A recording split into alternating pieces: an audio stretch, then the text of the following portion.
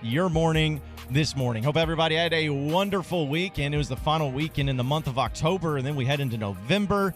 Thanksgiving's coming up, which that always excites me, and I think that this past... Hey, don't forget Halloween. You're not I was trying to save you from it because you're not a big Halloween person. First, and no, also... but I'm a big candy person. Oh, that's true, yeah. But the thing is how most Halloween celebrations were had over this past weekend now. Correct. Because it's hard to celebrate Halloween as an adult on a Thursday. And it's never right to do it following Halloween. So, like, you couldn't do it on November because then it's 2nd or whatever the Saturday is. Yeah, so you have to do it always the weekend prior. You are correct. So a lot of celebrations were had there. But as fun as it would be to sit here and talk about Halloween celebrations and costumes over the weekend, I think that the scarier thing in the whole matter was Arkansas in their game against Alabama, losing 48-7 on Saturday. Now, the final score is not... what I think, at least, what people have been frustrated about and upset about and mad about, because, Tommy, Arkansas's played Alabama quite a few times under Nick Saban. And they played him every single year since 2007. They've yet to beat him. In fact, there's only been about 3 different games where you've actually been close to beating them. So it's not the final score, and I don't think it was surprising to see the margin of victory for Alabama for Razorback fans.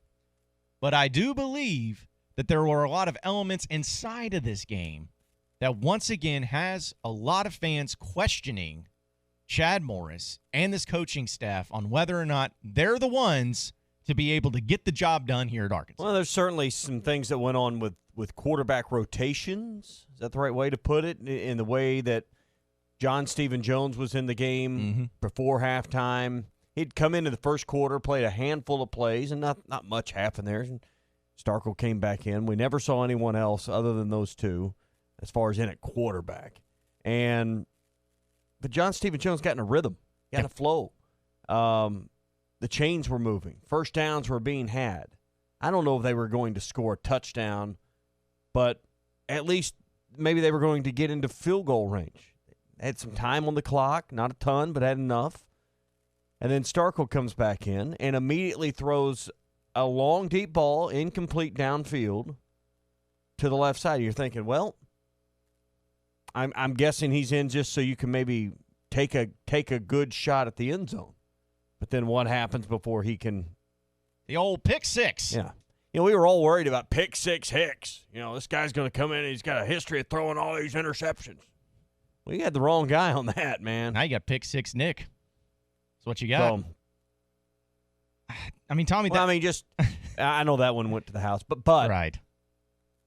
But he has just thrown an inordinate amount of interceptions this year. He's been a turnover machine, and it's quite. And I don't know what happened on the snap. They had 4 in the first half, 3 interceptions, and 1 fumble. And the fumble wasn't so much a fumble as it was a snap. It was never a possession to fumble, but. It was a bad snap that Starkel, could have handled, but same time, I mean, I don't put that just on Starkel. No. I think it was both the center and Starkel's fault.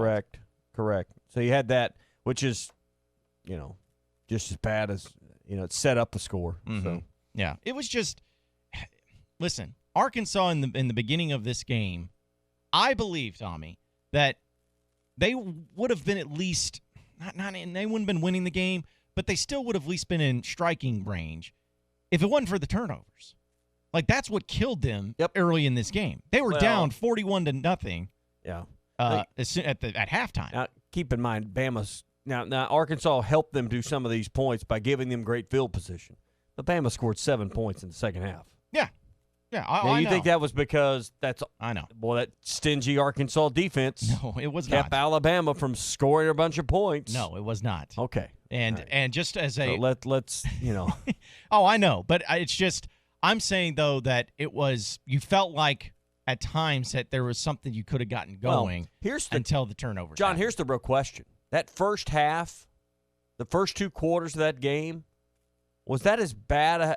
Where does that rank historically? I don't know that anyone keeps this list, but boy, it's right there with that road game at USC. That's as bad a half of football. It's up there, man. As you can play. And really, I can't say the defense played horrible because they were just put in bad spots by the offense and the turnovers. Yeah. But what was it, 41-0 at halftime? At halftime. And you thought those And back-to-back 52-0 games were bad. They had 41 spots. Essentially, you First half. set up Alabama with with 4 touchdowns with 28 points. Yep. I mean, you set them up perfectly. I mean, that's just what the type of things that you can't have in this game. And again, there's a lot of elements that we're going to break down in this, and there's a lot of discussions we're going to be having.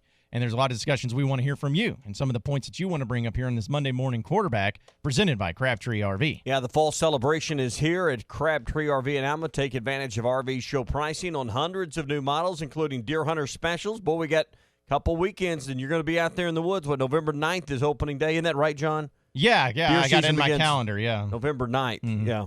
Deer Hunter specials at $10,000 or less, and wholesale to the public pricing on dozens of pre-owned RVs as well. Hey, stop in and see them. Crabtree RV and Alma. It's where your family's dreams come true. Yeah, because listen, I know we've had some people already tweeting and texting and all of that, so they're still upset fans by the way that this game played out. But now you got 4 games left in the season for the Razorbacks. You're still sitting at only 2 wins.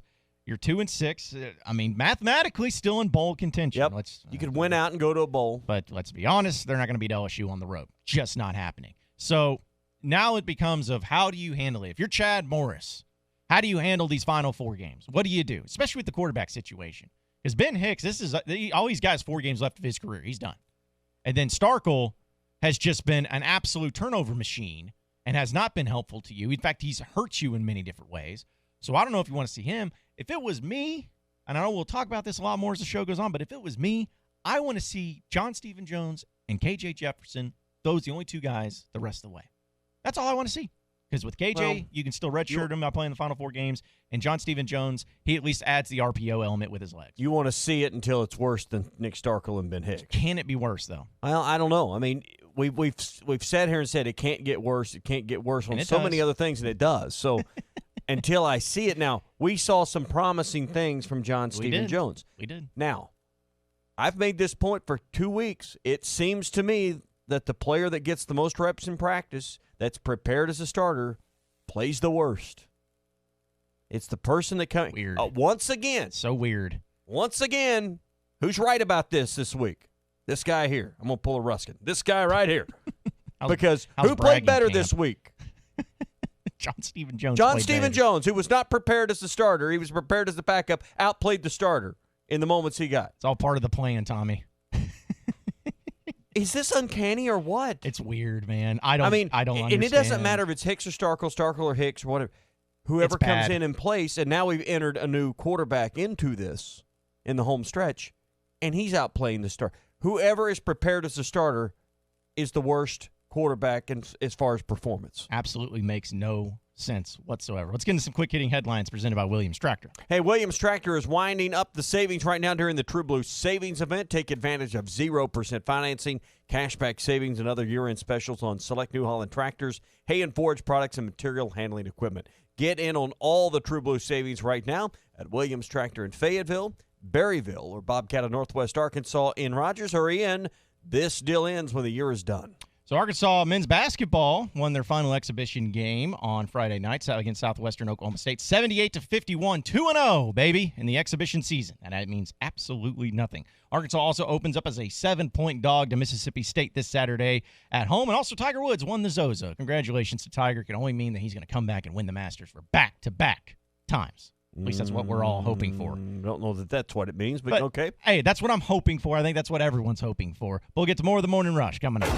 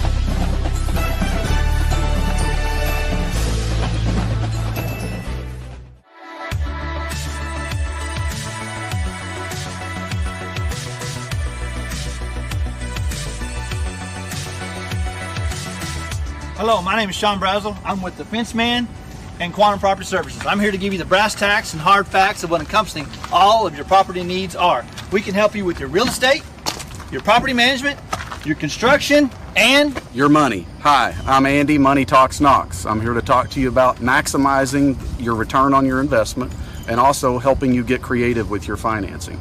Please, when you think of Quantum Property Services, Inc., give us a call at 479-434-6860. That's 479-434-6860. I'm Andy, Money Talks Knox. brass tacks, hard facts.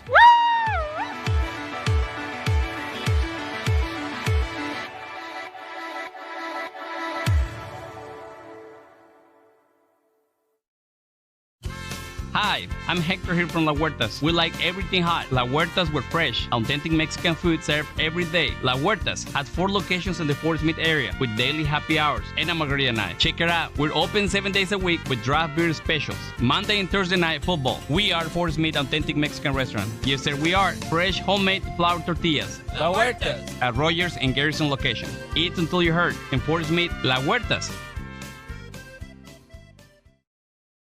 Harry Robinson Buick GMC has over 200 pre-owned vehicles to choose from luxury to economy and everything in between, including over 50 great vehicles with payments under $250 a month, certain to fit your needs and budget. And at Harry Robinson Buick GMC, you always get more for your trade. 50 vehicles with payments under $250 a month at Harry Robinson Buick GMC. Exit 11 off I-540 in Fort Smith.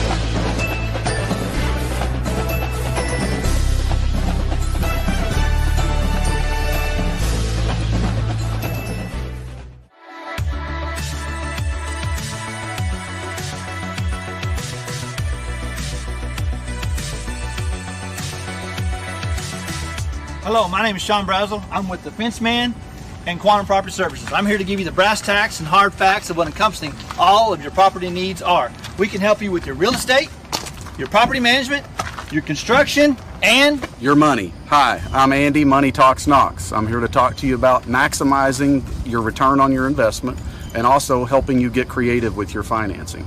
Please, when you think of Quantum Property Services, Inc., give us a call at 479-434-6860.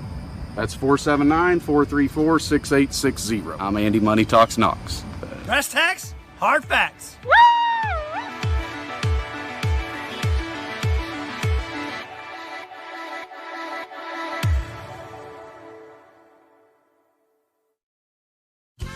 Hi, I'm Hector here from La Huertas. We like everything hot. La Huertas, we're fresh, authentic Mexican food served every day. La Huertas has 4 locations in the Fort Smith area with daily happy hours and a margarita night. Check it out. We're open 7 days a week with draft beer specials. Monday and Thursday night football. We are Fort Smith Authentic Mexican Restaurant. Yes, sir, we are. Fresh, homemade flour tortillas. La Huertas. At Rogers and Garrison location. Eat until you hurt. In Fort Smith, La Huertas.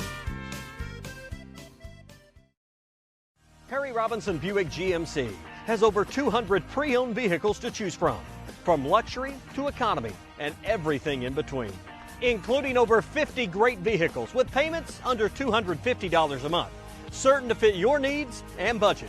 And at Harry Robinson Buick GMC, you always get more for your trade. 50 vehicles with payments under $250 a month at Harry Robinson Buick GMC.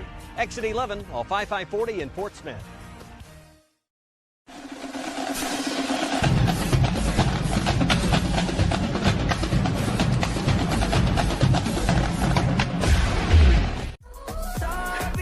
Welcome back into the Morning Rush. Appreciate everybody listening in this morning, where we are brought to you by the Paint Store. Yeah, I can tell you, I bought like a ton of stain here lately. I've had 2 different staining projects going on at the house. And if you want someone that knows, I mean, we talk about the paint, but you want people that know what they're doing and will help you, that's where you need Sue and Vicky at the Paint Store. We took some of the wood samples of, all right, here's some of the actual wood we are using in the ceiling that we want stained. Took it over there, 4 or 5 pieces, and they stained that wood and then said, all right, here's what it's actually going to look like.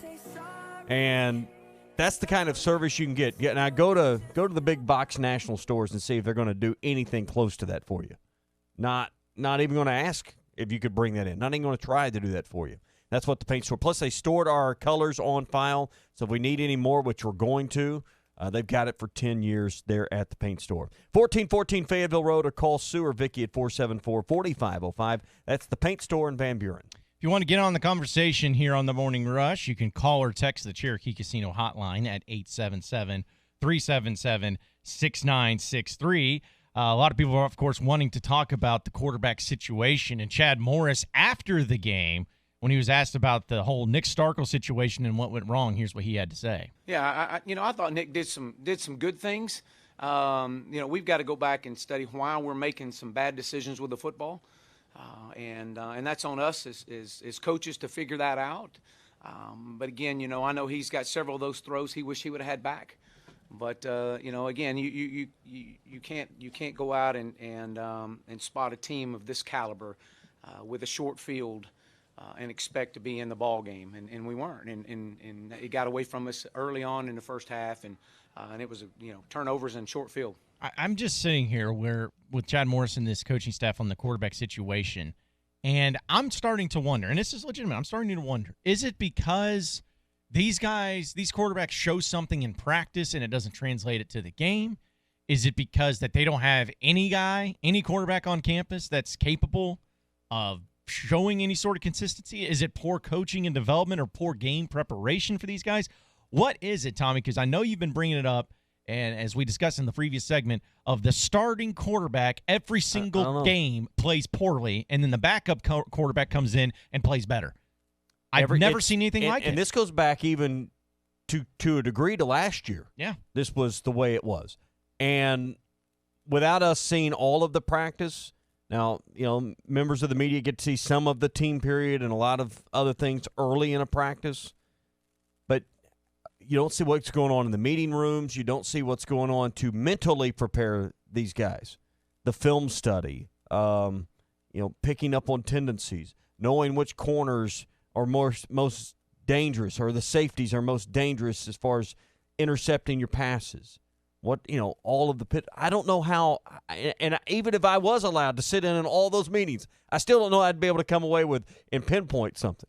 But there's something about this that you just can't argue with what is happening, what the results are. And the results are the starter doesn't play very good, and whoever comes off the bench plays better. You can't argue with that. No. The only game we haven't seen it really was last week's game when they didn't put anyone in and just left Hicks out there. Yeah. So it's just unreal how this happens. And Starkel comes in, stinks it up once again, throwing interceptions. I don't blame him for the bad snap that got away and was nearly a scoop and score. That's a shared deal there. Right. He could have got it, but the snap was awful. But that's part of changing quarterbacks. Yeah. When a center has to deal with multiple quarterbacks, that's part of the risk you take when you can't get settled in on one guy. Because the center's trying to get, particularly when you got guys that are two vastly different heights at that position. So that's part of it, I would imagine. So I can't tell you, John, but I can tell you what I see with my eyes, and that's the fact that the player coming off the bench at quarterback is always outplaying the guy who's gotten, we assume, the majority of the snaps in practice and all the attention from the coaching staff that week. That's right. That's what I'm telling you. Well, and I'm going to throw this stat out there, and this was a great stat by a guy named Dustin who put it out on Twitter. But he says through 8 games from last year and this year, comparing the two main quarterbacks that have played, last year, of course, being Ty Storey and Cole Kelly, this year being Nick Starkel and Ben Hicks. Last year, through 8 games, Ty Storey and Cole Kelly were completing their passes at a 56% rate. Yeah, saw this. 1,878 yards total, 16 touchdowns. This year, through 8 games, Hicks and Starkel, 53% completion, 1,810 yards, and only 9 touchdowns. So in completion percentage, yardage, and touchdowns, the two main quarterbacks this year are worse than what last year was with Ty Story and Cole Kelly. Well said. Well, you had an upgrade at quarterback. Boy, you had an upgrade. Well, statistically, and also, I assume all those are dead on, and someone's double-checked all that. But if assuming all those stats are dead right, you're not better off. And here's the thing of it, folks. You played Alabama and Auburn. You're getting through the meat of your toughest part of your schedule. But those stats for this season are built on the first half being easier ball games so far. Mm-hmm. Now, you've played I think the two toughest teams on your schedule. You may say LSU belongs in there, and I wouldn't argue that because they certainly are. You got 3 more manageable games coming up. But, you've got a San Jose State in there, a Colorado State in there. You got a Kentucky in there who's got a good defense, but and won another big game this weekend over Missouri, like that. So you had a Portland State in there. So what I'm saying is those stats should be padded, right? They should be for this season's team. They should for be. Hicks and Starkel. Yeah, they should look better. And let me also throw in this caveat: last year through the 8 games, that also includes the game that Connor Nolan started against Tulsa. So you're talking about one full game that didn't even have Story or Kelly, and they still have more yardage and more touchdowns. Yeah.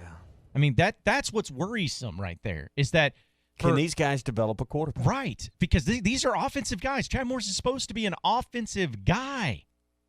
Supposed to be able to create a very successful offense, or at least one that can be able to go down the field and put up stats, but they just haven't been able to do it last year or this year with completely different quarterbacks. Is your home in Arkansas at least 10 years old, and are you an OG&E customer? If you are, you need to call about the free weatherization program to increase your comfort and lower your bills. They'll send a trained crew to perform an energy audit at no cost to you, and if your home qualifies, they'll come back and put in attic insulation, LED light bulbs, weather stripping, power strips, carbon monoxide detectors, smoke detectors, and a whole lot more. And it's absolutely free. So there's no reason not to call. 1-800-272-9741. That's 1-800-272-9741 for OG&E's free home weatherization program. 877-377-6963 is the number to call or text in the Cherokee Casino hotline. More of the Morning Rush coming up next.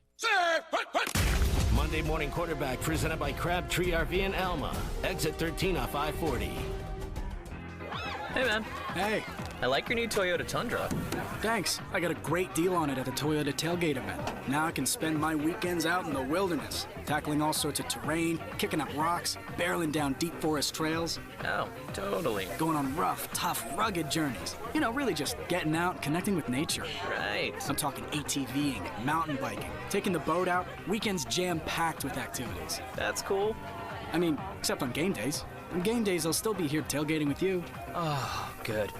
Because you're the only one with a big enough grill. Nice. Real nice. Hurry in to the Toyota Tailgate event for a great deal on trucks made to withstand your weekend. Qualified buyers can get 0% APR financing for 72 months on a new, rugged and dependable 2019 Toyota Tundra. Hurry in today. Toyota, let's go places. Visit buyatoyota.com for details. Offers available in select states until 11/4/19. The fall celebration is here at Crabtree RV. Take advantage of RV show pricing on hundreds of new models, Deer Hunter specials under $10K, and wholesale to the public prices on dozens of pre-owned RVs. And the most money for your trade. These deals are so good, it's scary. So stop in today. The new 2020s are arriving daily, and the all-new 2019 models must go. Sale ends October 31st. Only from Crabtree RV in Alma. Exit 13 off I-40. Crabtree RV, where your family's dreams come true. The Morning Rush is brought to you by Supercuts, who supports local teams. Supercuts, we're super into the movement.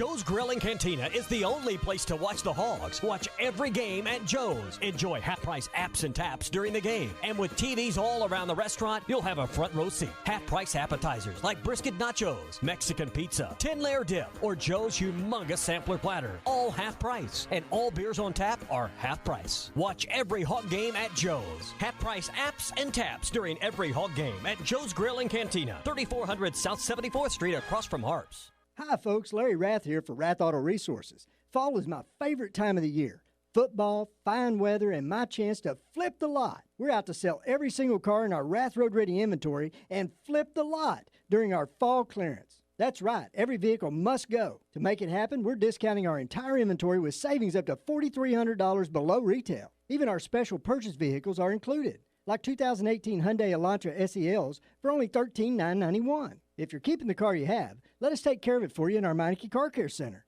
with buy 3, get 1 free on all tires and 50% off brake pads. Don't miss out on the savings. Help us flip the lot.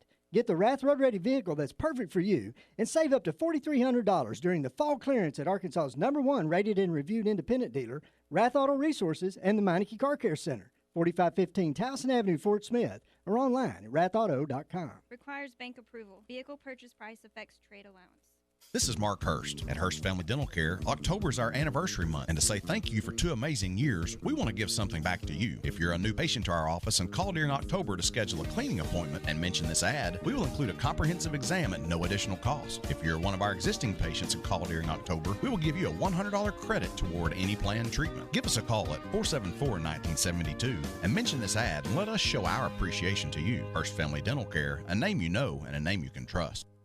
Do you own apartment complexes, condos, and rental property? Then you have made a great investment. Now make another great decision by calling Trinity Multifamily to help you maximize your return. Trinity Multifamily offers full-service property management, marketing, leasing, sales, and all the services to make your cash flow. Take the hassles and frustrations out of ownership and call Trinity Multifamily at 479-452-1817 or online at trinitymultifamily.com. Trinity Multifamily, your teammate in the real estate game. Look your best with Perfecto Cleaners at the bottom of Fiena Hills. Count on same-day service, easy drive-through cover drop-off and pickup window, and fast turnaround on alterations. Perfecto Cleaners always goes the extra mile to ensure your clothes look their best, making you look your best. Be sure to clip their coupons in the yellow pages, and as always, in by 9 and out by 5 Monday through Friday. Perfecto Cleaners, just off Jenny Lind at the bottom of Fiena Hills. Perfecto Cleaners, making you look your best. Tired of all the broken promises and broken equipment at your current gym? The Fort Smith Athletic Club is the nicest and most well-equipped fitness and tennis club in the area, with a state-of-the-art fitness center, Pilates, fitness classes, personal and group training, and the best tennis facilities in the region. 7 outdoor courts, 5 indoor courts, plus pickleball and racquetball courts, and free child care is included. The Fort Smith Athletic Club. Call 452-4031 for membership information. Elite Roofing is a locally owned roofing contractor. If you're building a new home or maybe need a new roof on your existing home, Elite Roofing can take care of you. Elite Roofing is known for their dependability and reliability. Just ask any of their satisfied customers. They are licensed and insured, and references are available upon request. If you need a roof, call your local roofing contractors. Elite Roofing, 478-8668. That's 478-8668. Elite Roofing, 478-8668. ESPN 95.3.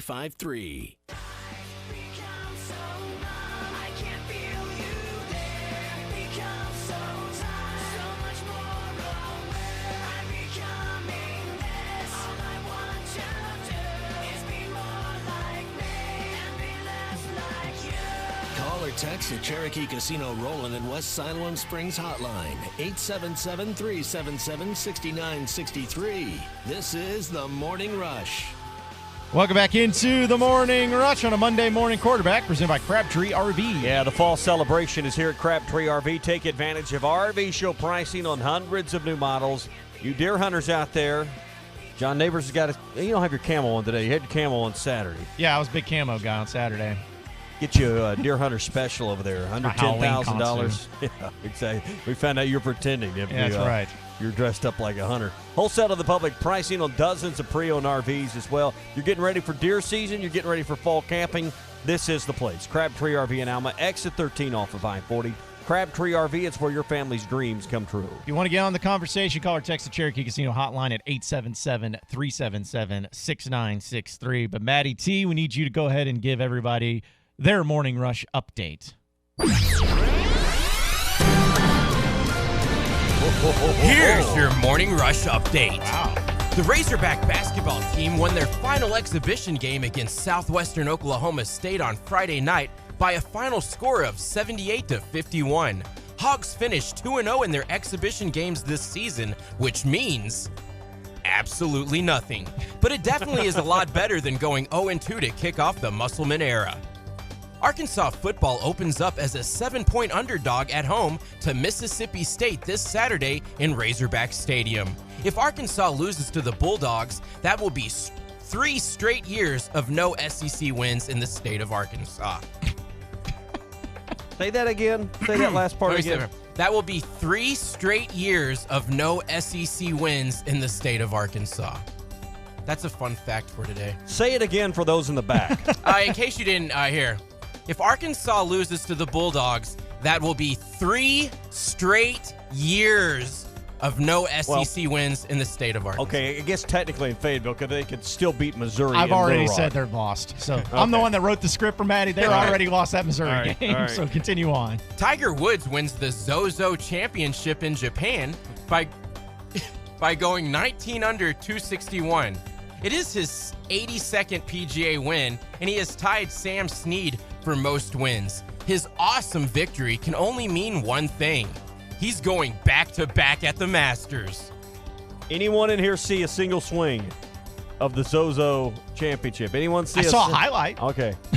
Anyone watch any actual tournament action? Absolutely not. I thought that was appointment television. Well, I thought Tommy. And everybody missed their appointment. Normally, let's say Tommy would be watching that. But he's too busy. That's why I'm so tired this morning. I've been up watching Asian golf. Yeah, time zones are a killer there.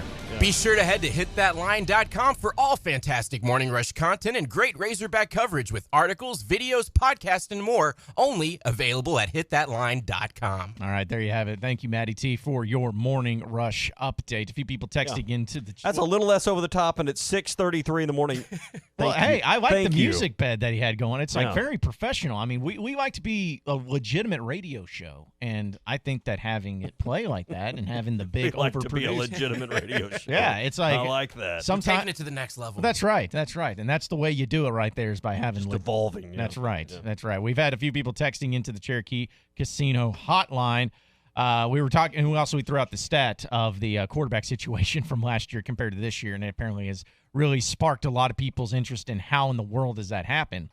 But this one comes from the 870. It says quarterback play is consistent with kids that have been coached all week, that if they mess up, they're coming to the bench. Well, I mean, there's no doubt that I think there's an element of confidence that's been shaken in Nick Starkel because, again, Tommy, in Colorado State, and I know it's Colorado State, but he looked really good in that game from beginning to end. He threw 5 touchdowns. He looked legitimate. What happened? What was it? Was it just a couple bad plays that killed his confidence? Was it just poor development and preparation from there on out? Did the San Jose State just blast all of his any sort of good feelings towards being the starter? I just want to know what happened since that point. Let me just add to the list of questions here. Or is it something he's showing on film? Is it something he's doing that the best defensive coordinators around the country are in the SEC, right? That's right. What are they picking up on? What are they seeing that they're able to coach their secondary? Mm-hmm. That's one thing. Would we say that Arkansas secondary struggles? Yeah. Okay. I mean, and those are the best 4 or 5 guys they've got, right? I'd say so, yeah. Okay. So what are you going up against them with scout team then? If you're the starting quarterback for Arkansas, think about this. We know that Arkansas starting secondary struggles. So what is the starting quarterback? Starkel, Hicks, Jones, whoever. What are they going up against as far as secondary to truly prepare them to iron sharpens iron, John? Gosh. So how are they getting more prepared and becoming better against what they're seeing in practice? That's a thought I had over the weekend. No, that's a legitimate thought behind the because whole thing. I assume the best 4 or 5 or 6 corners and safeties are on are not on the scout team. I assume they're playing with the ones. So you think that it's maybe just an element of I'm just throwing out throwing things out here. theories? These things that as I've had some windshield time this weekend, as I've had a little more time to think about some of these things, why is what we're seeing what we're seeing? Why is Starkel, who he's got arm talent as far as ability to throw and strength and range and all these things, why is it getting to the wrong team too often? Yes. That's the question. And some of that is, in my opinion, and this is somewhat of a guess, but just thinking through some things, what looks is he getting in practice that's making him that actually simulate a game? Now, I'm not suggesting that against LSU, Auburn, Alabama, that the scout defense at Arkansas can really put up much of a simulation. But we know that Arkansas secondary, as I'll say it again, is not very good. So who's on the scout team and how good are they to really prepare your starting quarterback? Clay will be here in a little while. That to me is part of the preparation that improves your players. Yeah. And I'll add in another note there because I know we got a few people calling in. We'll get to those. But, Mike Irwin has brought this up on Twitter many times, and I think that it's a fascinating thing of, it goes back to having access to practices and having open practices for media to watch. That's the one thing that I feel like is a really curious thing at this point, because it makes you wonder that if they had just a couple of open practices, fully open practices, what would we see? What would we see? What would be the preparation? What would be how they handle the starting quarterback? And I know that, of course, it's always going to be limited to a certain amount, but I would just be fascinated to see what sort of preparation is made, what sort of rigorous type of training or whatever it is for these quarterbacks getting ready for the upcoming game on Saturday. What do they go through? And is it something that to where they are more they don't give them as many reps, they don't do as much repetition, they have them settled in? I don't know. But whatever they're doing is not working. It's not working. And I know this is just, we're throwing out stats here, but Tommy, for every 16 passes that Nick Starkel has thrown this year, he has thrown a pick. But one of them goes to the wrong team every 16 times. Every 16 times that he throws the ball, somebody picks it off. And that's not a good ratio for any quarterback, but especially for a team in the SEC trying to find their first victory. Let's go to the Cherokee Casino hotline. Brandon is in Gassville. What's going on, Brandon? Hey, not a lot, guys.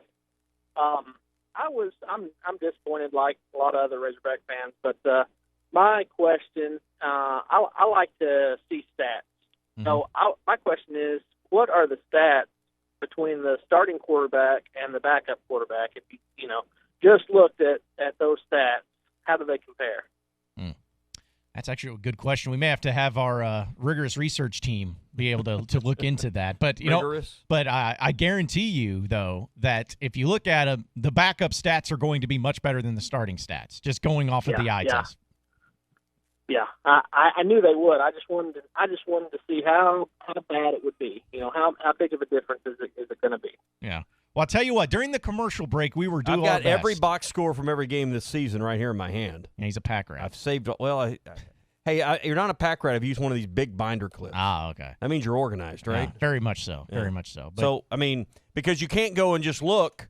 The first thing, just go look at the stats on the season stats. Well, that didn't work because they've started different quarterbacks. Is what his question is, well, how did the backup quarterback play? Now, in the Auburn game, you didn't have a backup quarterback play. No. That'd be an easy one. I'll take the Auburn game. I'll do the research there. And in the Colorado State game, you did not have a backup quarterback play. Or San Jose State, I don't believe. So there is a few games where you don't have it, but we'll just – I guess we should. Ups and downs and the backs and forth. But then when the backup comes in, they always outplay the starter. And that's what John Stephen Jones did. And, he didn't throw a lot of passes. Interesting. But, yeah, it's just there's an element to that. I'm telling you, there's a very – We've been saying this for a while now. Yeah, I mean it's very weird. When a backup comes in, they always play better. now you could sit here and say, well, duh, that's why they're in. But that we've seen this too many times. And it doesn't matter who it is. Right. That's the thing, is it doesn't matter if it's who it is. It may be Hicks one week and then Starkle the next, and now we've got Jones entering the equation. Yeah. It's just mind-blowing how that happens. So, well, yeah, there's a reason the backup. But teams don't normally have to go to the backup like this. No. A lot of times, like Saturday, Jones didn't play bad for Alabama. But they put Tua's younger brother in. Talia. Yeah. And, I mean, teams put in the backup quarterback all the time when the game is decided. You know, Arkansas's not, well, they've been in that situation, but not on the right end of it. Right, exactly. Yeah, it's been a long time since they've been able to be in that situation. Let's go back to the phone lines. You got Danny in Russellville. What's going on, Danny? Hey, good morning, guys. So we got 4 games left, right? Correct. And so anybody that hasn't played is eligible to play in all 4 games. I'm not sure exactly who that would be besides K.J. Jefferson. I'm sure there's some others. Hayden Henry, right? That's right. Or Hudson Henry, you mean? Hudson. I'm Yeah. sorry. But so do you feel like Chad Morris is just going to let it all hang out and put the young guys out there and look forward to next year? Because what else do we have to look forward to? I mean, I'm at a loss for words. We've been beat down so many times that it's it's beyond old. But I have a question. How in the world do we, a Division I team, end up with defensive backs that cannot cover a receiver? I don't care who we play. They pick on us. We're easy pickings. If you're looking in a game plan at Arkansas, you've always got the pass. And if you watched that NFL game last night, Aaron Rodgers, I mean, he was just flicking the ball. He wasn't even. He made it look so easy. You know why? Why we have to make it look so difficult? I don't know. But guys, maybe you can talk about who might get to play in these last 4 games. And thanks for taking my call. Well, appreciate the phone call, Danny. Well, Chad Morris was asked about it as far as having some younger guys play in the final 4 games after the game on Saturday. Here's what he had to say. Well, we got 4 games left, and we've got 2 wins, and so we're going to win. We're going to win, and and if playing more younger guys helps us in that regard, then we're going to do that. But no, we're going to win and get back in and moving on. So pretty much a non-answer where if it's going to help them win, then they'll do it. But if it's not, then they're not going to do it. Mm-hmm. But I know that we have been advocating for it. Fans have been advocating for it because everyone asks, where's KJ Jefferson? We kept saying, well, you got 4 games with them. You got to pick those 4 games carefully. But now you've entered into the realm, Tommy, where you got 4 games left. You got to see KJ now. Brought to you by World of Wireless, 877-305-DISH. That's 877-305-3474. Sign up now, and you can get a tailgater unit. This is last year's model, not 3 or 4 or 5 years old. This is last year's model for just $99 when you make the move to DISH. The tailgater unit is easy to use at deer camp, your tailgater, anywhere you want to take TV on the go, and Ben can set you up with the right equipment and the right package that you can take one of your receivers from home and use it when you are on the go with World of Wireless. 877-305-DISH for WOW World of Wireless. Plus, you get a $200 Visa gift card when you sign up right now as well. Steve texted into the show and says, we are dominated on the line of scrimmage on both sides of the ball. Hard to be an offensive genius with current line play. Perhaps everyone was a little hard on Story last year. Line play is still very bad. How much of this offense is just never going to get on track until you get the offense? I mean, there's no denying line play is bad, particularly offensive line. It's not up to an SEC standard. How much of what we're seeing as far as the results of plays is all rooted in the lack of offensive line? I mean, it's got to be a high percentage, right? I mean, I think that it's fair, yes, to say that the offensive line is what's caused some offensive issues this year. There's no question about it. But I guess I look at it as just with these turnovers and specifically what we're talking about from Saturday, it was just bad decision-making. I didn't see a play with Starkle where he threw a pick or something like that or made a bad play because he was just getting destroyed up front. Now, again, I'm not saying that it's been a good offensive line at all, but I don't know. There's other elements to it that I feel like is also causing issues. And I would say it's just as much to blame with the offensive line as it is other regards as well. Alabama had 5 tackles for loss, 1 sack, 8 quarterback hurries in the game. That's just what the stats are. Yeah. But, I mean, you're also going up against Bama. I'd like to see, compared to the previous seasons that you've gone up against Bama, how many quarterback hurries that you've had. And like I said, maybe I'm just looking at wrong things. Maybe it's me that's looking at the wrong things. I'm not saying that the offensive line isn't to blame, but I just don't see it as the it's not all number to blame, one thing. But it is the foundation of any team, For sure. right? Absolutely. And if you build a house on a bad foundation, you're just going to have nothing but problems. Mm-hmm. And I just don't think they got a good foundation here, man. That's a point that's it's hard to talk about for 3 hours. Tackle play, guard play, but that's a huge part of what we're seeing. Is the lack of quality line play. How much better would this team be if you had just an average Southeastern Conference offensive line? Probably much better. But they're also going to end up having a 1,000-yard rusher, too, this year, Arkansas is. So, I mean, and I know that run blocking and pass blocking are different, and, sometimes you have offensive lines that are better at one than not the other. But it's at least good. How many of those yards are between the tackles? Yeah, and again, that's true. But Rakeem Boyd's got 706 yards so far this year, and I'm just gonna go ahead and bet money that in the final 4 games he's gonna get 300 more yards. So they're gonna have a 1,000-yard rusher.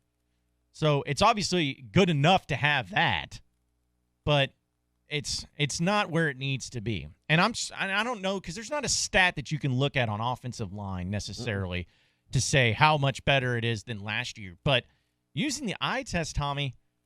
Is it better than what it was last year? I think here's part of our issue is we have lowered our expectations to the point where when the quarterback's not getting sacked every third play, we think it's better.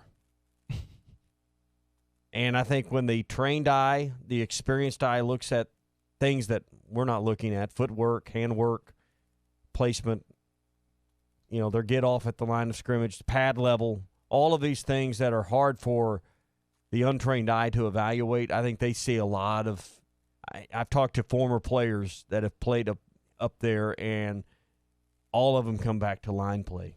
They all mention things about pad level and footwork consistently to me.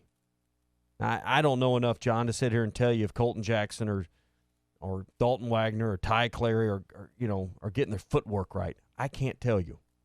But I know that I consistently hear this from former players that tell me it's not right. Mm-hmm. So that's all I can tell you. Yeah, that's all I have to go off of is just what we've seen in that regard of just going off of experts. Because, again, there's not a stat you can just look at and say, oh, well, this is why it's better. It's just not the way offensive line works. Let's go back to the Cherokee Casino hotline. Hagar's in Springdale. What's going on, Hagar? What's happening, my brothers? How are you doing, man?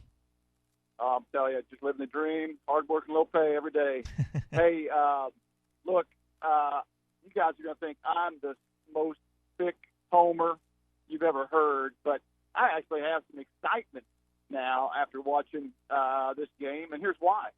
It's so obvious after 2 seasons that Chad Morris is trying to make do with a quarterback that's not a run-pass option quarterback. And what I saw was when you stuck John Stephen Jones, they've got a totally complete different package in there that actually worked. He was reading. He was sticking the ball in the belly, pulling it out, going around the edge. He was actually a threat. They ran that touchdown play drive that was against the number 1 defense. They ran the ball except for I think 2 passes, the touchdown pass, maybe one other, and that so-so line, and I agree it's so-so, they were clearing the way for the run-pass option.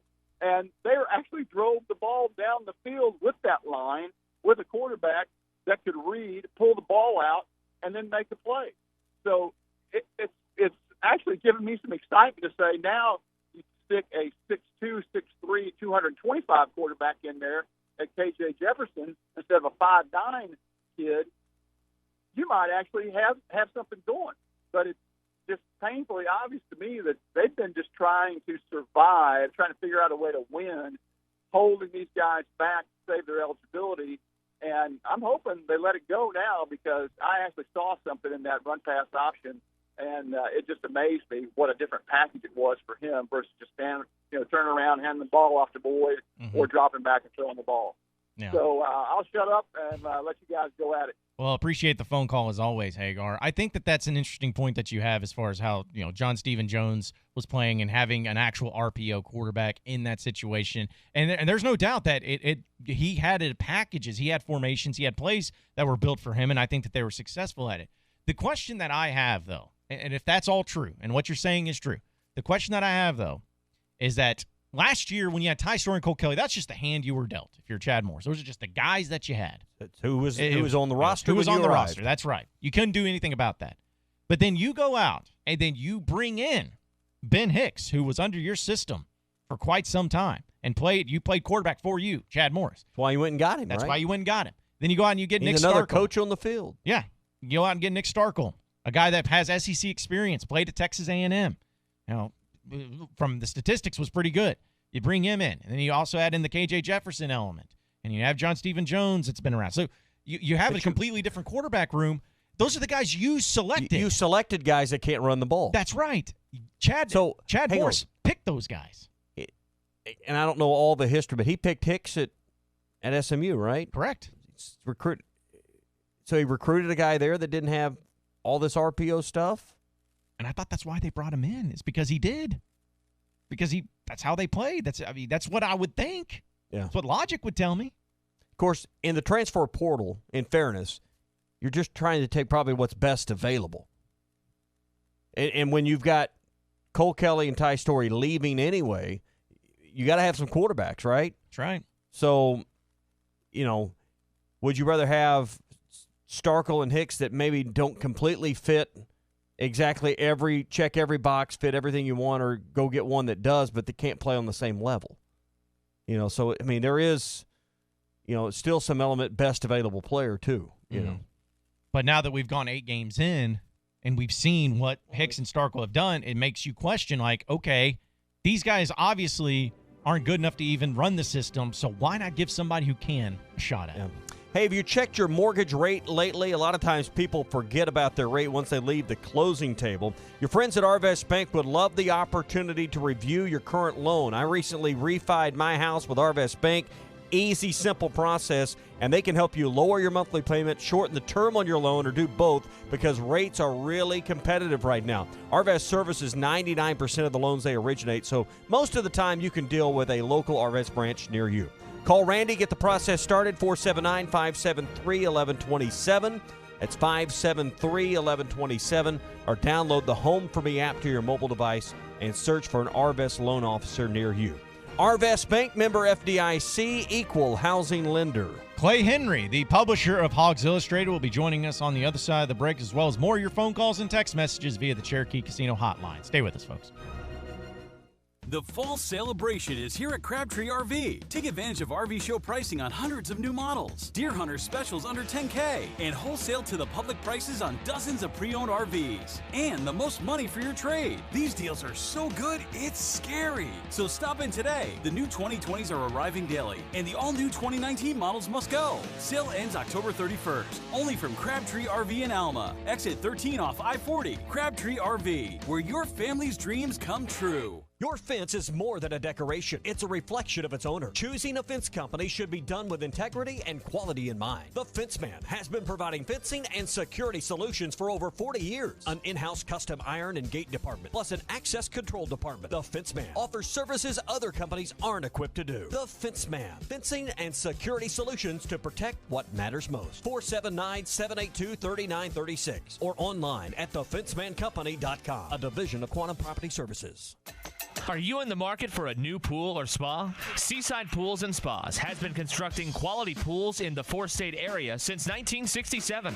It's your one-stop shop for chemicals, equipment, spas, and in-ground pools. With a service department like no other, Seaside Pools and Spas can help you with any repair, maintenance, or renovation needs necessary. Visit Seaside Pools and Spas today in Springdale and Bentonville or online at seasidepools.com. Supercuts of Arkansas is raising breast cancer awareness and donating to Bright Pink. Bright Pink is the only nonprofit organization that focuses on prevention and early detection of breast and ovarian cancer. Join the fight, breast cancer awareness. Donating to Bright Pink, the only nonprofit organization. Supercuts help them reach their goal of $10,000. Supercuts is conveniently located and serving its community 7 days a week. Supercuts, they're super into the movement. Supercuts, fresh, clean, sharp. Arkansas Valley Electric Cooperative is excited to introduce Wave Rural Connect, bringing state-of-the-art fiber internet, TV, and phone services right into the homes of all their members. Get amazing fast fiber internet 100 megabits for only $49.95 per month, or 1 gigabit for $79.95 per month. Go to waveruralconnect.com to find out where they're installing in your area, or call 1-833-4WAVE-RC. Arkansas Valley Electric Cooperative and Wave Rural Connect, changing the communities we serve.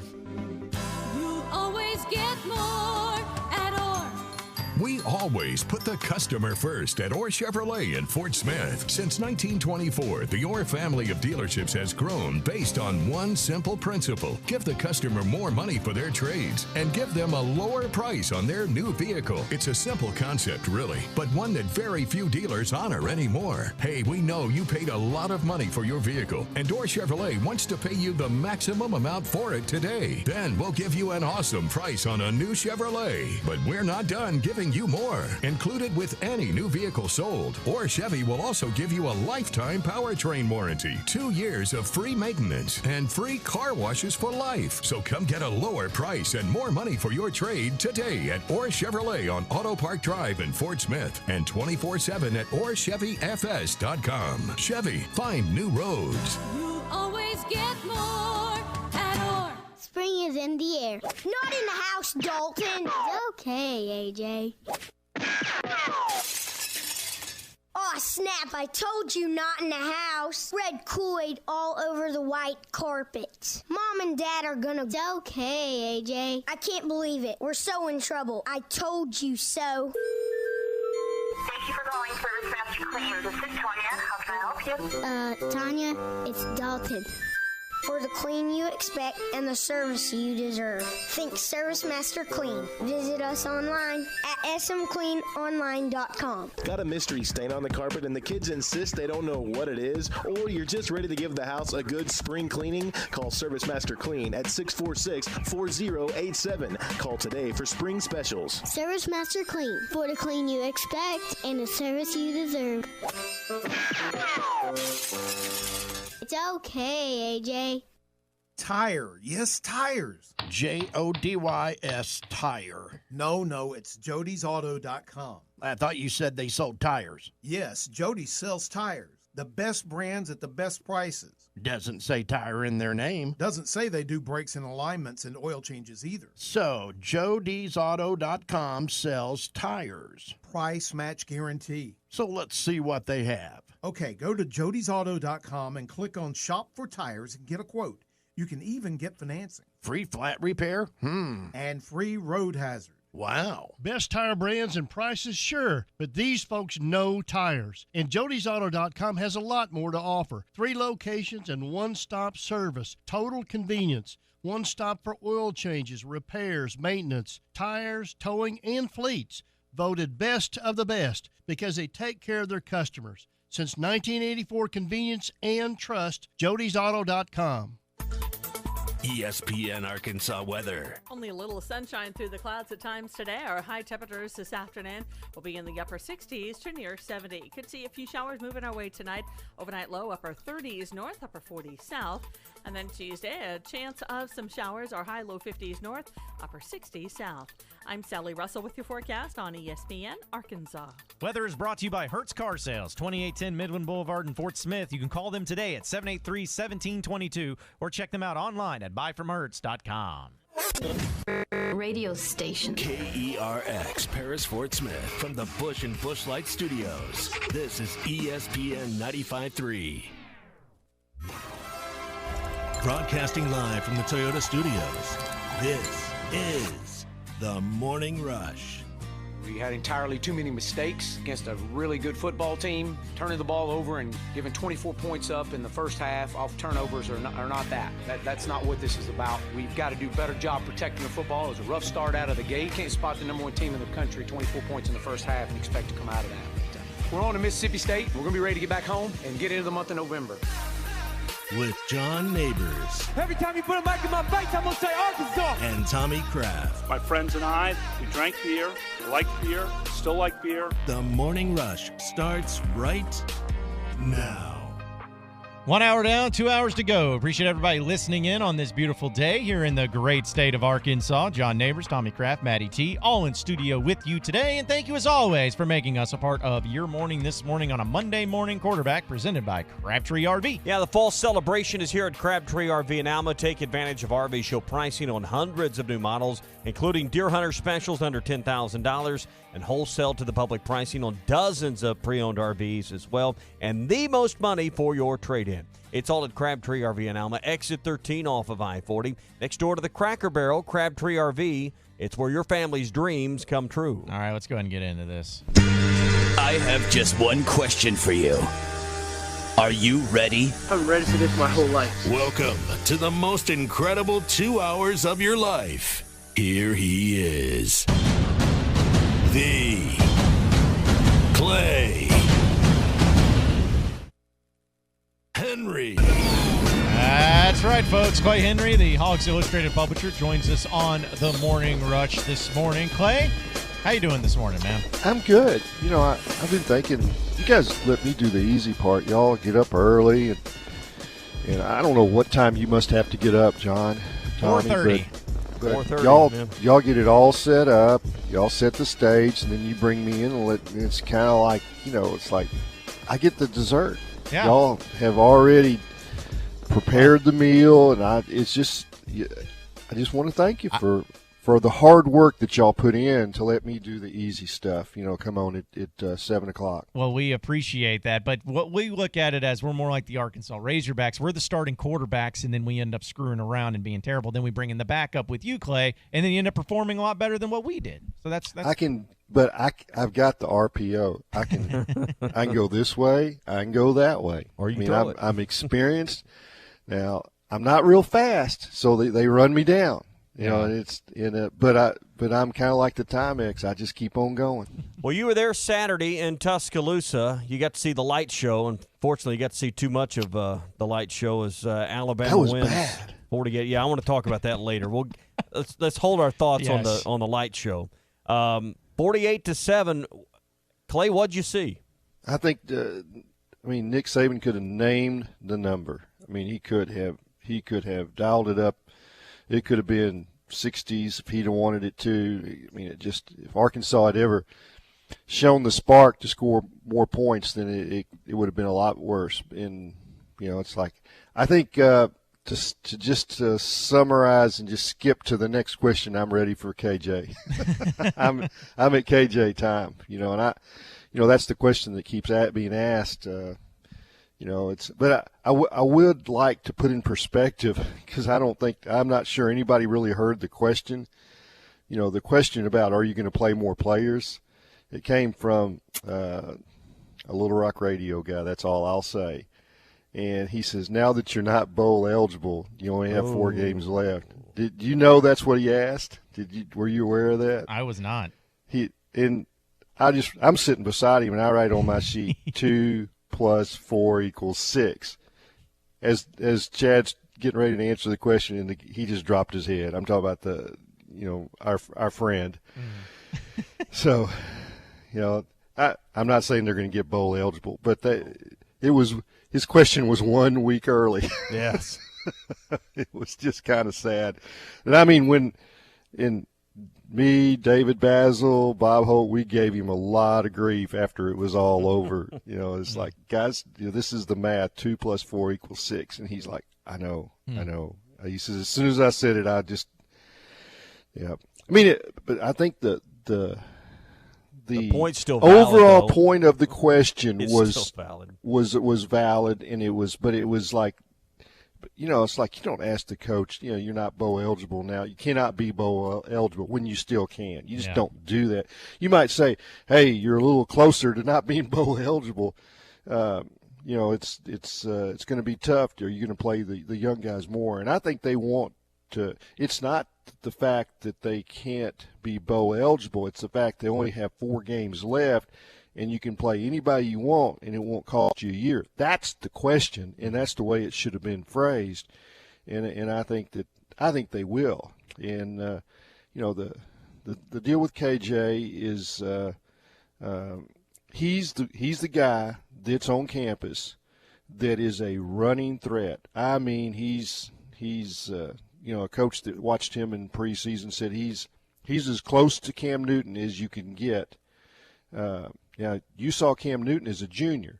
Where he's going to be as a junior, it might be Cam Newton. He's still got to master, all aspects of the passing game. But he is a tailback playing quarterback that would give you some real tough choices if you're the defense in the RPO game. Well, Clay, let me ask you this, because this is something that really frustrated me, and I know that it was a point in the game against Alabama that really made a lot of people throw up their hands. But obviously Starkel was struggling in the first part of the game. There's no doubt. He had 3 turnovers already. He threw 2 picks and had a fumble. And then they insert John Stephen Jones before half, and he didn't pass the ball, but the offense was moving. They were within field goal range by the time they got close into the red zone. They weren't quite there yet. But after John Stephen Jones was the quarterback and had led them down there, then they put back in Starkel, and then a few plays later he throws a pick 6. Did you have an issue with how that was handled, like I did, like many others did, as far as taking John Stephen Jones out to put in Starkel, who was struggling already? So it was one play, wasn't it? John Stephen Jones came in for one play in that early in the first quarter. In the first quarter, that was it. Right. That was it. He didn't take him down the field. He threw one. He had one play. But right before halftime is what John's asking about. Yeah, and it's there are certain things that they had prepped him for in the game, and they wanted to run a different play with Starkel in there. And I guess I don't have a problem with any of it. I have a problem that it doesn't work. And I mean, I can't say that I've seen enough practice to second guess what they do, as far as what they're thinking, and because we don't know all of those things. But without question, Starkel has been an interception machine. That's my problem. Not that John Stevens Jones ought to be the guy. Starkel isn't the guy, and he's going to throw an interception, and he sees pressure before the pressure materializes in some cases. I mean, it's obvious to me. Now, he got hit on 2 of the interceptions, and he got hit on some other plays that weren't interceptions, and I think they had 8 hurries, and they were all on him. So that's what's obvious to me, is that you've seen from the first game to the San Jose State game that he does feel pressure and reacts to it, and you can't play quarterback like that. And he's got the best arm. But he's lost his accuracy. And it's if Hicks is healthy, I think he'll start against Mississippi State, and they'll play John Stevens some, and I think they'll play KJ some in certain packages. But it's Jefferson's not ready to go out there and take the whole game, but he will be used, I think, in some RPO packages. We are the Morning Rush, and we are brought to you by Sassy's, which, by the way, Matty T got to go to Sassy's the other day. What'd you get, Matty T? Tell the people what you got. I had the Who the Hell is John Neighbors special. How was it? It was delicious. Exactly. And that's when you get the barbecue nachos with half chicken, half pork. That's right. And then the sweet, sassy molasses sauce. Ooh, okay. So I go with the Carolina mustard, but that one works too. But that's what's great about Sassy's is you have options. Not only can you get the John Neighbors special, as Matty T got, with the barbecue nachos, but they also have some great brisket, as it is brisket season, because it's always brisket season. 13 months a year, it's brisket season. Absolutely right. And they also have other things that aren't barbecue, like great catfish and great burgers, great appetizers, a great atmosphere as well, and a great place to watch the game. So if you want to check it out, head over to Sassy's with their 2 locations in Fayetteville, off of College and off of Weddington. Ask for the John Neighbors special, and they'll hook you up, I'm sure, with something. More of the Morning Rush coming up next.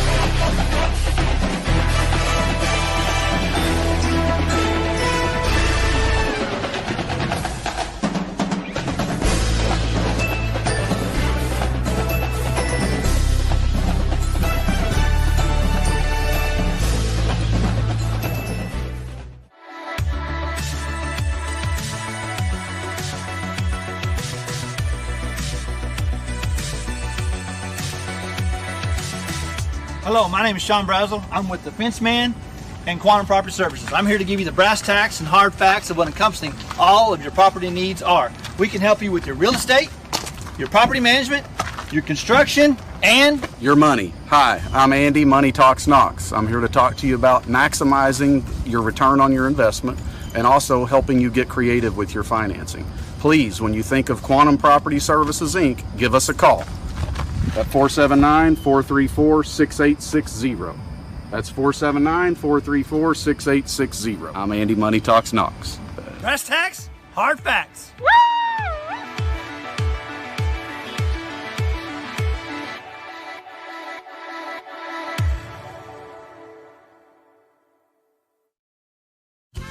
Hi, I'm Hector here from La Huertas. We like everything hot. La Huertas with fresh, authentic Mexican food served every day. La Huertas has 4 locations in the Fort Smith area with daily happy hours and a margarita night. Check it out. We're open 7 days a week with draft beer specials. Monday and Thursday night football. We are Fort Smith Authentic Mexican Restaurant. Yes, sir, we are. Fresh homemade flour tortillas. La Huertas at Rogers and Garrison location. Eat until you hurt. In Fort Smith, La Huertas.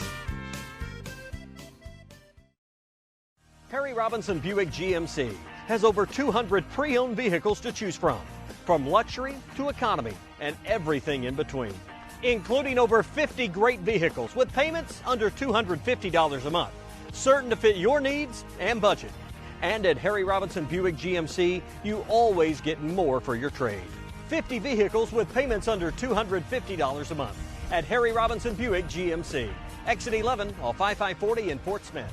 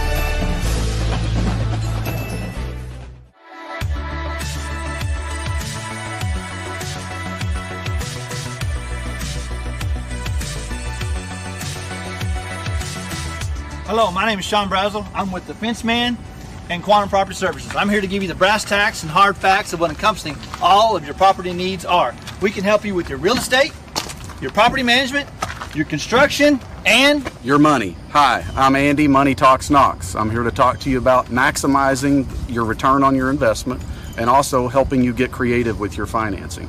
Please, when you think of Quantum Property Services, Inc., give us a call at 479-434-6860. That's 479-434-6860. I'm Andy, Money Talks Knox. brass tacks, hard facts.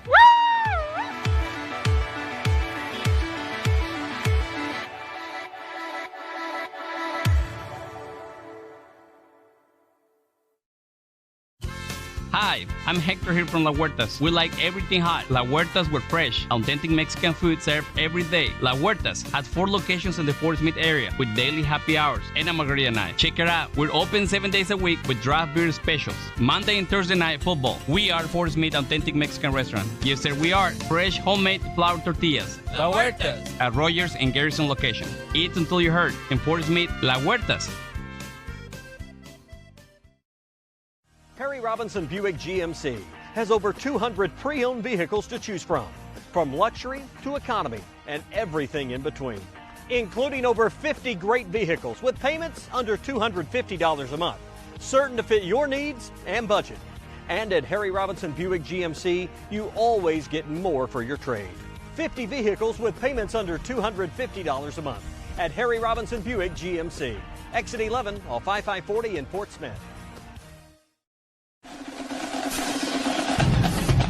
Tommy Kraft. Being perfect is about being able to look your friends in the eye and know that you didn't let them down. Streaming live on Facebook, Periscope, and YouTube. And follow us on Twitter at HitThatLineAR. Welcome back into the Morning Rush. We are brought to you by Southern Tire Mart. Yeah, busy time of the year. Everything is hectic right now. A lot of places to go, a lot of things to do, and Southern Tire Mart can help get you there and save you money on America's most trusted tire brands like Michelin and B.F. Goodrich. Take advantage of Southern Tire Mart's $29.95 oil change. It includes a 27-point vehicle inspection and everything you need to get you on the road safely. It's all at Southern Tire Mart, 540 and exit 14 in the River Valley. Quality Michelin and B.F. Goodrich tires at Southern Tire Mart. I've had a few people calling and texting into the Cherokee Casino hotline. If you want to get involved on the conversation, call or text Cherokee Casino hotline 877-377-6963. Let's go to the phone lines as Lisa in Northeast Arkansas has been patiently waiting. Good morning, Lisa. Good morning. Did we lose Lisa?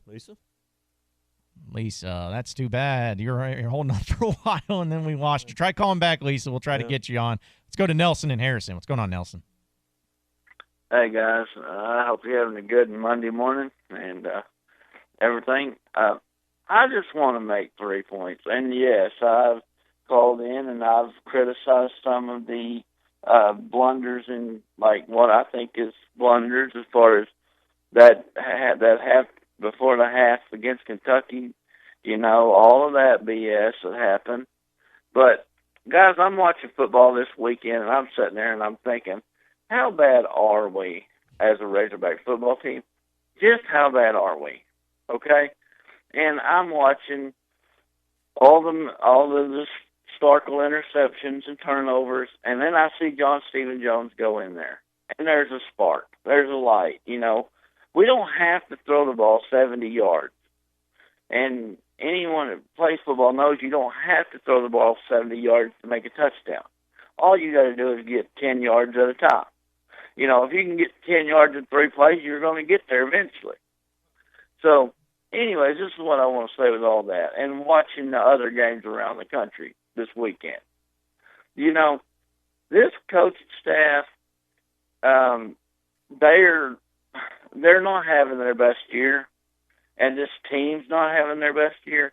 I mean, you want to think that you can go and you can pull out your best weapon out of your arsenal, your kicker, and he's going to make the kick. That didn't happen against Kentucky. That didn't happen against A&M. Those 2 kicks could have made a huge difference. Now, this is what I want to say after that. We're throwing interceptions, we're killing ourselves, we're shooting ourselves in the foot. But every game, other than Alabama and Auburn, we have been in it at the end. And Ole Miss, which, we could have said we could have been there anyways. Look at Missouri against Kentucky. They got housed. Look at Mississippi State against Texas A&M. They did not have a chance. So we're getting to the point where we can win the game. We're getting to the end zone.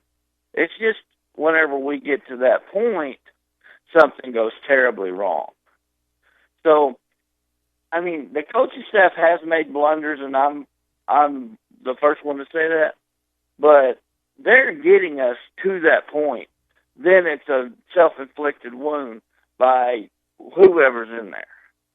So, is it the coaching staff, or is it just that we're having a terrible year? Because, we could be Missouri. We could sit here and say we got housed by Kentucky. We could say that we're just getting blown out. That's not really the case, but that's all I want to say, guys. Appreciate the phone call, Nelson, as always, man. That is the ultimate question of, where really do you point at to? But again, it like you said, they're getting to the point. They get to the red zone. They get to the point in the games where they could make plays to win it, but they just don't. That's the issue, is that when the plays matter the most, they're unable to convert on them.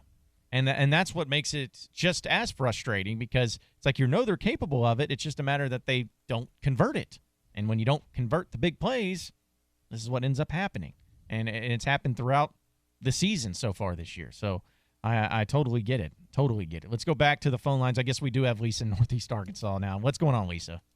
I'm sorry. Well, I was back in the boonies, and I knew that would happen. What was your caller just then? Was that Nelson? Yes, and Harrison. Okay, I'm going to try to be real nice, and that's not real easy for me. Okay. Nelson, like we were talking about earlier in the show, that 4 plus 2 equals 6, and to be bowl eligible, you got to be 6, and we've got 4 games left.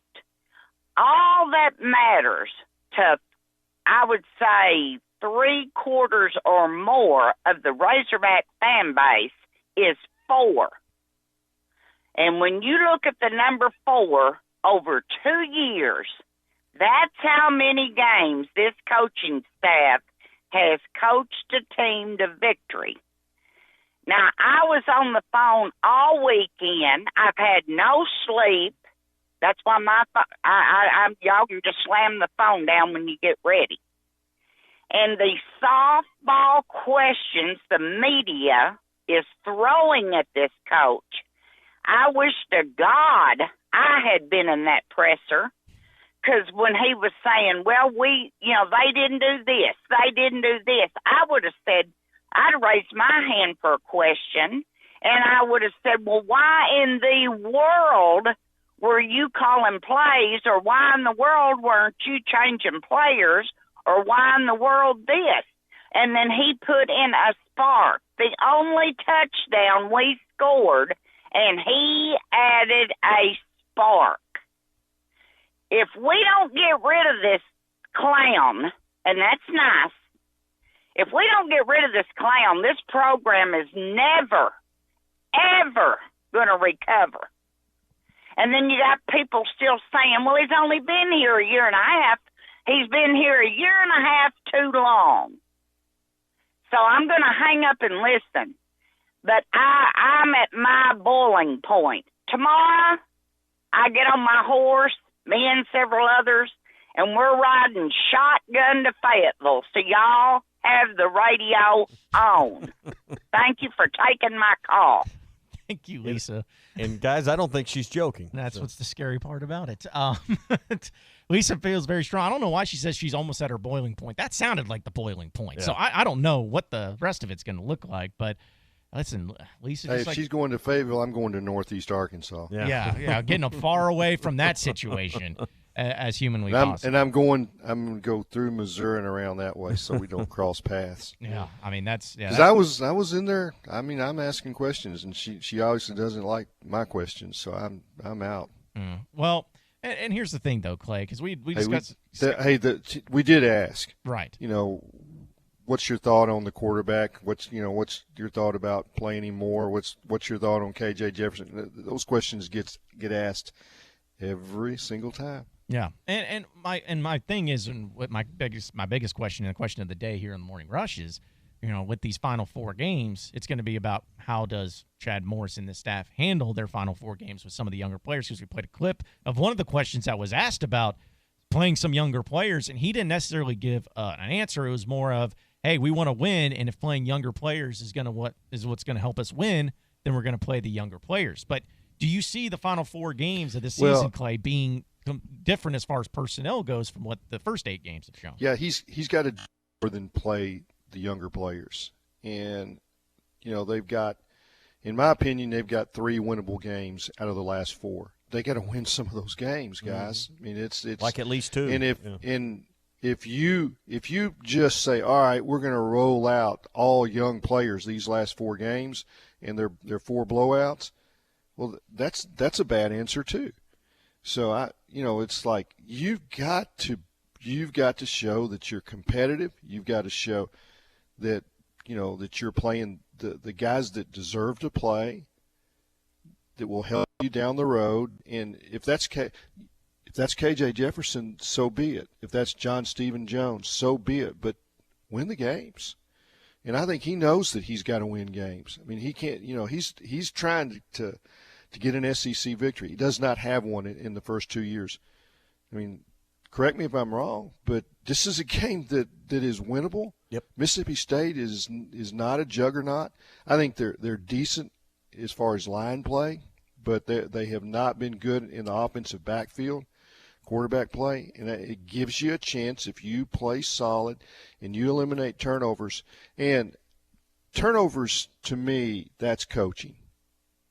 And you make sure your quarterback, if the guy's not open, he throws it away. And I think Chad said that after the game. We've got to analyze what the decision-making, and we got to coach the decision-making. You cannot allow that. And that's my issue. If you put a guy out there on the field that has continued to do that, well, that's on the coach for putting him out there. Hey, the True Blue Savings event going on right now at Williams Tractor, Fayetteville, Berryville, Bobcat of Northwest Arkansas, and Rogers. Right now, save big on New Holland tractors, hay and forage products, and material handling equipment. Get 0% financing, cashback savings, and other year-end specials that are going on right now. It's the True Blue Savings event at Williams Tractor in Fayetteville, Berryville, or Bobcat of Northwest Arkansas, and Rogers. Let's go back to the Cherokee Casino hotline. Brent is in Stuttgart. What's going on, Brent? Oh, not much. Tommy. Yes.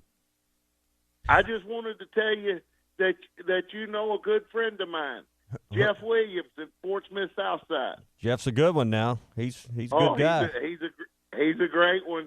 And I had a question for you just real quick. You are a basketball official, correct? Allegedly, yes. High school or college? Both. Okay. What league in college, if you don't mind me asking?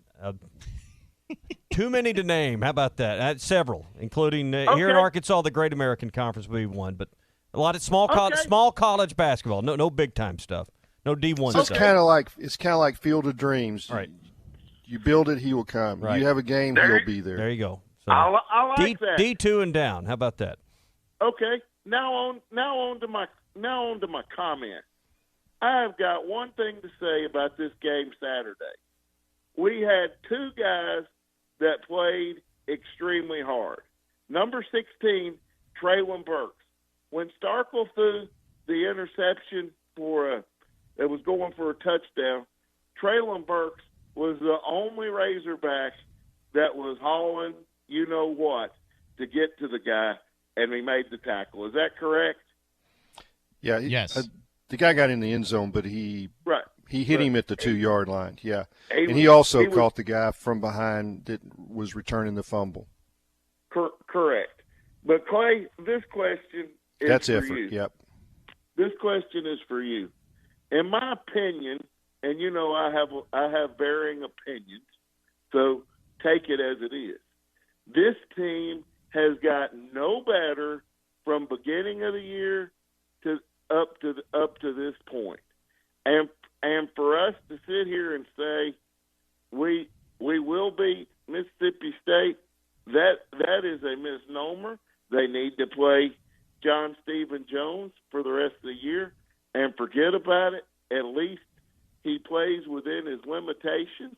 He did not turn the ball over Saturday. And I just think that Chad Morris is setting this situation up for his son to come in next year and be the starting quarterback. And I would like to hear your response because I'm listening to you. And before I hang up, could you answer that question for me? Yeah, I don't know about setting his son up to be the quarterback. Now, I would expect that his son will redshirt just like K.J. Jefferson, Connor Nolan, and generally true freshmen are not the answer at quarterback. And if you have another option, that's usually better. And very few true freshmen in the SEC are ready to play. I mean, it is very unusual for that to be the case. I think K.J. Jefferson and John Stephen Jones will battle for the quarterback spot next year, and Chandler will redshirt. That's what I think will happen. And so in these final 4 games, Clay, do you see that it'd be more of K.J. Jefferson and John Stephen Jones heavy? More of those guys? I think so. Okay. Yeah. I don't think KJ's got the whole package down, and I think he's a smart kid. I think he's learning it, but it's as far as the sophistication of the passing game, I don't think he has that yet. the full playbook, but yeah, I don't know if Ben Hicks is healthy enough to play this week. He probably gives you the best chance to beat Mississippi State. And I know everybody's like, play the young guys. Yeah, I mean, I think winning a game probably does him more good at this point. I mean, I think that you win a couple of games, it helps you in recruiting, it helps you, in so many other areas, and it probably gives, the rest of the team confidence. And it is really hard to tell your linemen, hey, and Tommy said it well at the start of the hour, or the start of the first hour. Line play is so important, and if you've got to keep those guys playing hard, and you say, hey, we're just going to play the young quarterbacks, sometimes that's a devastating blow to those guys. It's like, we're not trying to win. You have to try to win, and you have to tell your team, your 85 guys, we're going out there to win, and we're going to play our best guys. I mean, do you tell that your older linemen, hey, McKelvin, you're not playing this next 4 games, or you're not going to play much. We're going to play the younger guys more. I don't think you can do that. I think it's demoralizing to the team. But so I think you mix it in, and you put those young guys in their best chance for success, and that might be a limited package. Yeah. It's the Monday Morning Quarterback, brought to you by Crabtree RV in Alma. The fall celebration is underway right now. Take advantage of RV show pricing on hundreds of new models, including Deer Hunter specials under $10,000 and wholesale to the public pricing on dozens of pre-owned RVs, and the most for your trade. It's at Crabtree RV in Alma, exit 13 off of I-40, next door to the Cracker Barrel, Crabtree RV. It's where your family's dreams come true. Clay, I want to return to a point. We was talking about quarterback and development and playing younger players and kind of along this path. We know that Arkansas' secondary struggles. I mean, that's not a secret. So you assume the best 5 or 6 players are on your number one defense in that secondary. I ask you this. Developing quarterbacks and getting looks, and even getting your starting quarterbacks like a Starkel and a Hicks, who, Starkel's obviously having trouble with interceptions.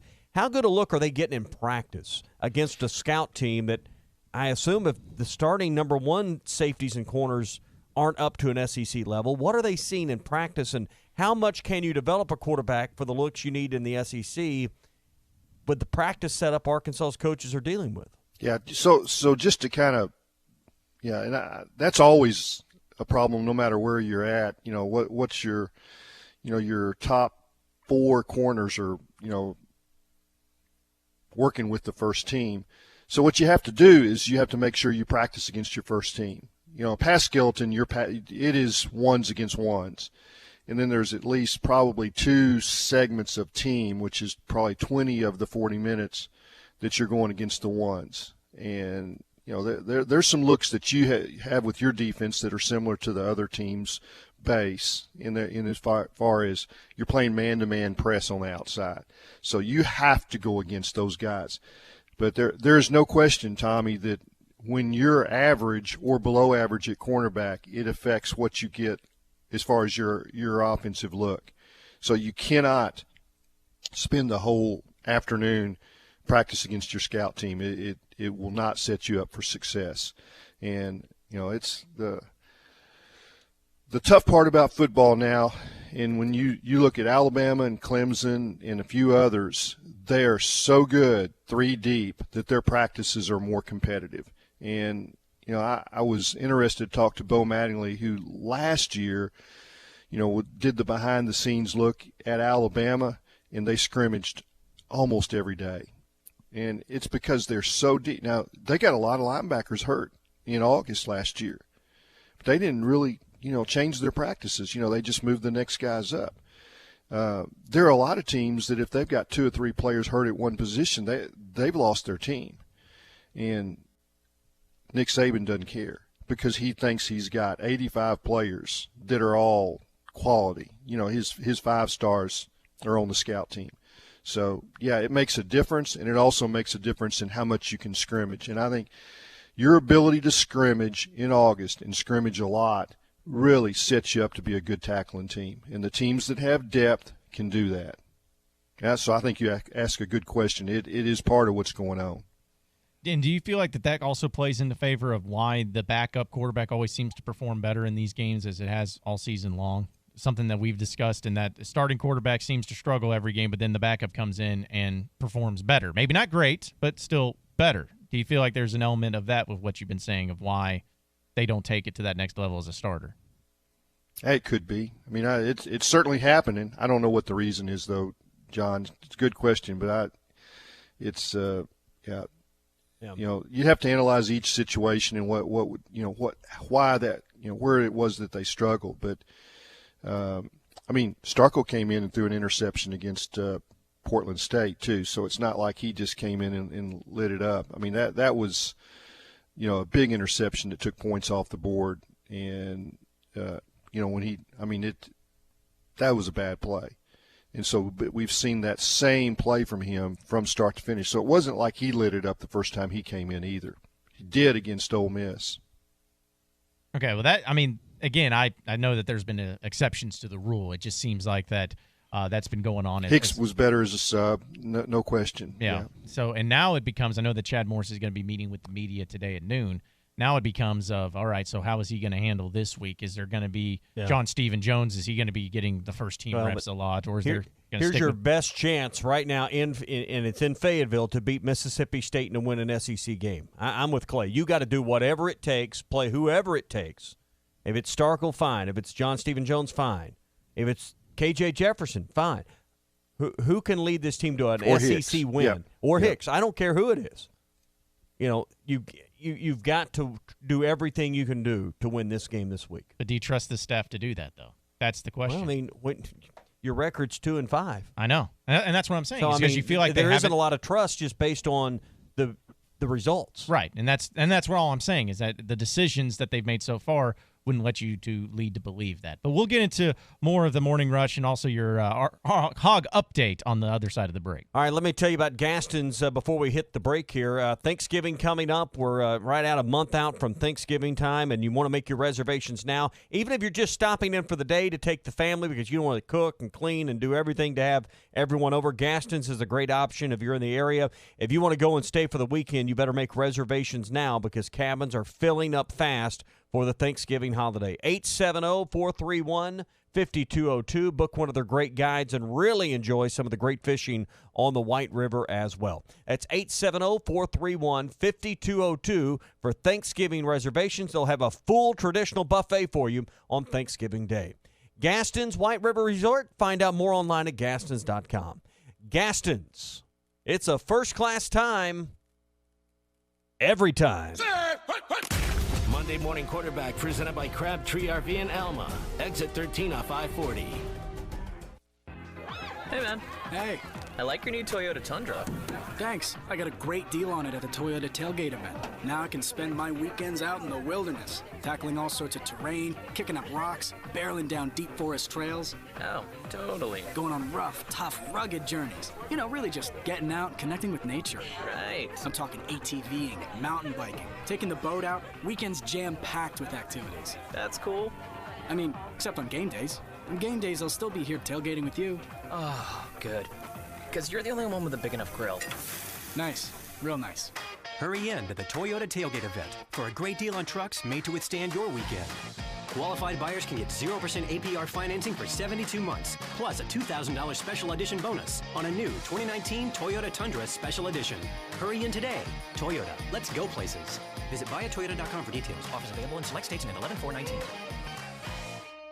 The fall celebration is here at Crabtree RV. Take advantage of RV show pricing on hundreds of new models, Deer Hunter specials under $10K, and wholesale to the public prices on dozens of pre-owned RVs. And the most money for your trade. These deals are so good, it's scary. So stop in today. The new 2020s are arriving daily, and the all-new 2019 models must go. Sale ends October 31st. Only from Crabtree RV in Alma. Exit 13 off I-40. Crabtree RV, where your family's dreams come true.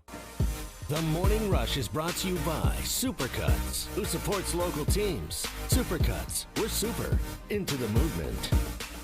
Hi, folks. Larry Rath here for Rath Auto Resources. Fall is my favorite time of the year. Football, fine weather, and my chance to flip the lot. We're out to sell every single car in our Rath Road Ready inventory and flip the lot during our fall clearance. That's right. Every vehicle must go. To make it happen, we're discounting our entire inventory with savings up to $4,300 below retail. Even our special purchase vehicles are included, like 2018 Hyundai Elantra SELs for only $13,991. If you're keeping the car you have, let us take care of it for you in our Meineke Car Care Center with buy 3, get 1 free on all tires and 50% off brake pads. Don't miss out on the savings. Help us flip the lot. Get the Rath Road Ready vehicle that's perfect for you and save up to $4,300 during the fall clearance at Arkansas's #1 rated and reviewed independent dealer, Rath Auto Resources, and the Meineke Car Care Center, 4515 Towson Avenue, Fort Smith, or online at rathauto.com. Requires bank approval. Vehicle purchase price affects trade allowance. Jody'sAuto.com sells tires, lots of tires, the best tire brands, at the same prices as the Warehouse Club or Big Tire Chain Store. Price match guarantee. But at Jody'sAuto.com, it's the people. They know tires. They can help you find the best tire for your vehicle at a price you'll want to pay and financing. Free flat repair to everyone. Free road hazard when you buy 4 tires. Can't get that at the club or chain. But Jody'sAuto.com does way more. 3 oil change specials, 1 for every budget. 3 locations, 2 in Fort Smith, 1 in Van Buren. And they do everything. All services, all maintenance, all tires, even towing and fleets. One stop for everything, Jody'sAuto.com. Can't get any of that at the club or chain. Voted best of the best by their customers. Since 1984, one stop, convenience and trust, Jody'sAuto.com. What happened to paying one price and getting everything included? You buy an airline ticket and pay extra to bring a change of clothes, book a hotel room, and you're shelling out for Wi-Fi and overpriced bottled water. Shipping and handling. Really? Imagine my delight when I found out roadside assistance is now included with my shelter insurance auto policy. So if I get a flat tire or need a jump, I just call and they take care of me. No additional cost. Some restrictions apply, so learn more at shelterinsurance.com.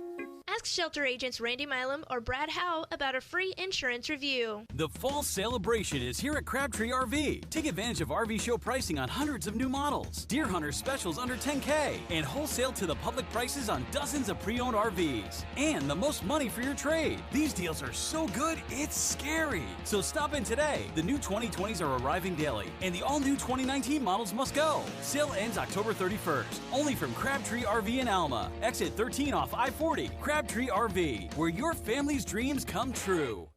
You always get more at Orr. We always put the customer first at Orr Chevrolet in Fort Smith. Since 1924, the Orr family of dealerships has grown based on one simple principle. Give the customer more money for their trades and give them a lower price on their new vehicle. It's a simple concept, really, but one that very few dealers honor anymore. Hey, we know you paid a lot of money for your vehicle, and Orr Chevrolet wants to pay you the maximum amount for it today. Then we'll give you an awesome price on a new Chevrolet. But we're not done giving you more. Included with any new vehicle sold. Orr Chevy will also give you a lifetime powertrain warranty, 2 years of free maintenance, and free car washes for life. So come get a lower price and more money for your trade today at Orr Chevrolet on Auto Park Drive in Fort Smith and 24/7 at OrChevyFS.com. Chevy, find new roads. You always get more at Orr. ESPN 95.3. Arkansas football. It's the players running through the A. Hog hats. It's more than 70,000 fans calling Woo Pig Suey. It's a great day to be a Razorback. Guys, I've got just one thing I want to say to you. Touchdown, Arkansas! Arkansas wins the national championship! The Arkansas Razorbacks have completed the dream season! This is your Hog Update on the Morning Rush. All right, it is time for your Hog Update presented by Ozark Sportsman Supply. Yeah, these cooler days of fall and days of winter are just ahead. You need Carhartt jackets, insulated bibs and vests and jeans and shirts and everything to layer up this time of year. They've got a full line of Carhartt available for you at the Ozarks for men and women. So for all you working women and working men out there, they can get you covered with all the great workwear, including Carhartt boots and Carhartt work accessories. We are just days away from Modern Gun beginning. November 9th is the date. They got firearms, ammo, all the supplies you need, gun safes, archery supplies, fishing supplies, everything you need to go hunting, they've got They're at the Ozarks as well on the other side of the store at Ozark Sportsman Supply.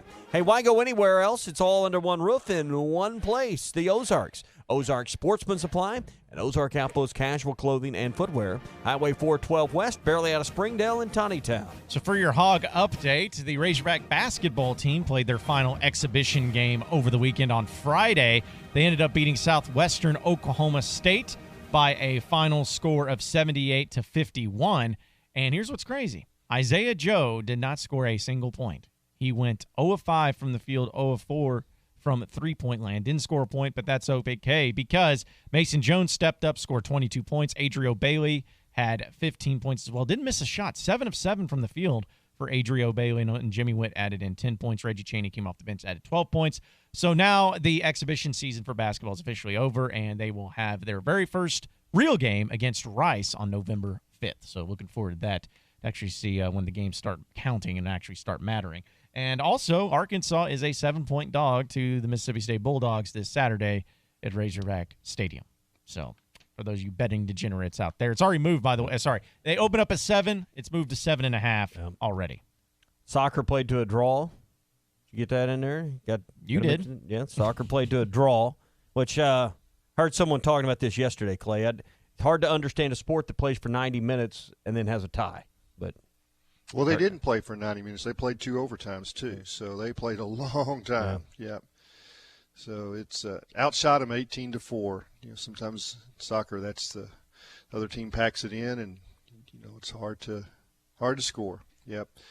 So that that's first conference home loss. They've been rolling pretty good. I'm sorry, I just can't take it seriously if some sort of game or some sort of league ends in a tie. I just can't deal with that. I don't know how in 2019 there's still sports that end in ties.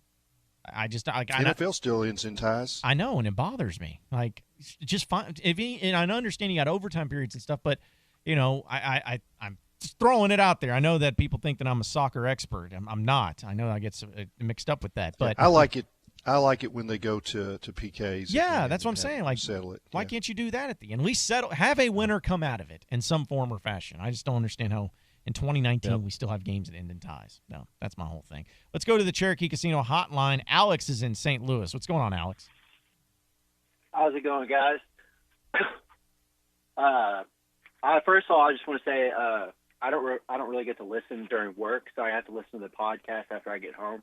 And your guys' podcasts are awesome. I love listening to the Morning Rush. And the Halftime podcast as well. I really appreciate it because it's really hard to listen while I'm working sometimes. But after that, I don't know if you guys know this or not, but we have a number 1 versus number 2 matchup this weekend coming to Fayetteville. We have the number 1 ranked coach on the hot seat versus the number 2 ranked coach on the hot seat. I'm surprised College Game Day isn't coming up for it, really, honestly. It's surprising. But I just wanted your opinion. How much do we have to lose by for Coach Morris to get fired after a loss, after the Mississippi State, if we lose? I don't. What's your guys' opinion? I don't think it. No matter what happens, I don't think he's going to get fired before the season's over, man. I mean, that may be the final nail in the coffin, but it's not. I don't think any move officially is going to be made until after the season ends. Yeah, it's just disappointing. I mean, I understood we were going to lose to Alabama. There was no chance in any way we were even going to be competitive in that game. But I was just so surprised to see Starkel was just doing terrible. And then we'd bring Stephen Jones in, and he'd actually be moving the ball. And it's like, oh, let's take him out, put Starkel in, and Starkel throws a pick 6. It's just I really feel for these guys because O'Grady is just a generational talent. Traylon Burks, man, that kid is. Put him in at defense. Have him play both sides of the ball. My goodness. He tracked down 2 tackles on the interceptions. I mean, the dude is just freaky fast. I mean, when you watch him, he doesn't look like he's that fast, but his strides are just, wow, it's just crazy to see how fast that kid is. But this team, some of these players deserve better, I think. I mean, it's just, I see them losing. They're going to let go of the rope. I mean, if they haven't already. But it's just one thing after another. I don't see how we can win, how we can beat Mississippi State or Missouri. And I think the only way he keeps his job is if we beat one of those teams. And right now, I just don't see it. Thank you for guys taking my call, and Love the show. Hey, appreciate it. Thank you, Alex. Appreciate it, Alex.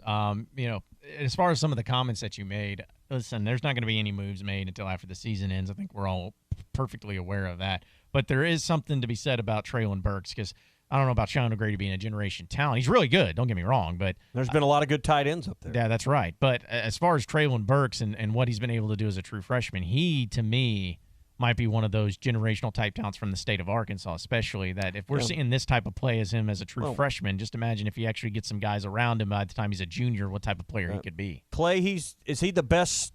I mean, he's the best freshman wide receiver since what? Fill in the blank. I mean, he's the best, I think. Best freshman ever? Yeah, I mean, I don't – it's the other kids from Warren were pretty good, Joe Adams, but I don't remember Joe doing the kind of things that Treylon has done. I'd have to go back and check the numbers. And he didn't play with Tyler Wilson or Ryan Mallett either. So yeah, and I mean, the other part about it is – he's made some mistakes. There's some alignment errors and things like that. He's also looked pretty good when they put him in the Wildcat, and he's coming off ACL surgery. I mean, it's barely a year, I guess, since he's had the surgery. So I guess my point in that is that he's going to get better. I mean, we're just now, maybe 6 weeks after him taking the brace off his knee. So he's an incredible player, and I spent some time before the game with an Alabama guy. It's like, that had analyzed Arkansas film. It's like, which of these players could play at Alabama? And that would be the one you'd start with. O'Grady could. McTelvin Agim could. Knox, they recruited. They recruited Dijon Harris. I don't think Dijon's having his best year. I think the foot injury set him back a little bit. They recruited Bumper Poole. He went down to the end with a chance to still play at Alabama. There's a few, but Burks would be the guy that if Saban could reach over and pluck one, that'd be the guy he'd take, I bet. Morning Rush brought to you by Supercuts of Arkansas, and they are raising breast cancer awareness and donating to Bright Pink. Bright Pink is the only nonprofit organization that focuses on prevention and early detection of breast and ovarian cancer. Join the fight and help Supercuts reach their goal of $15,000.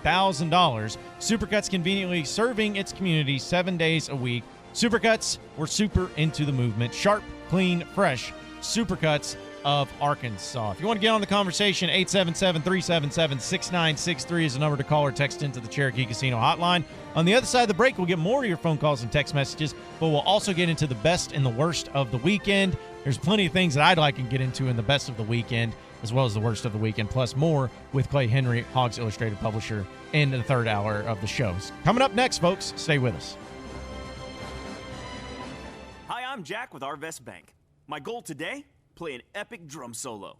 Here we go. 1, 2, 3. Sorry about that. Maybe I should have let an expert help me accomplish my goal. And for your financial goals, Arvest is the expert.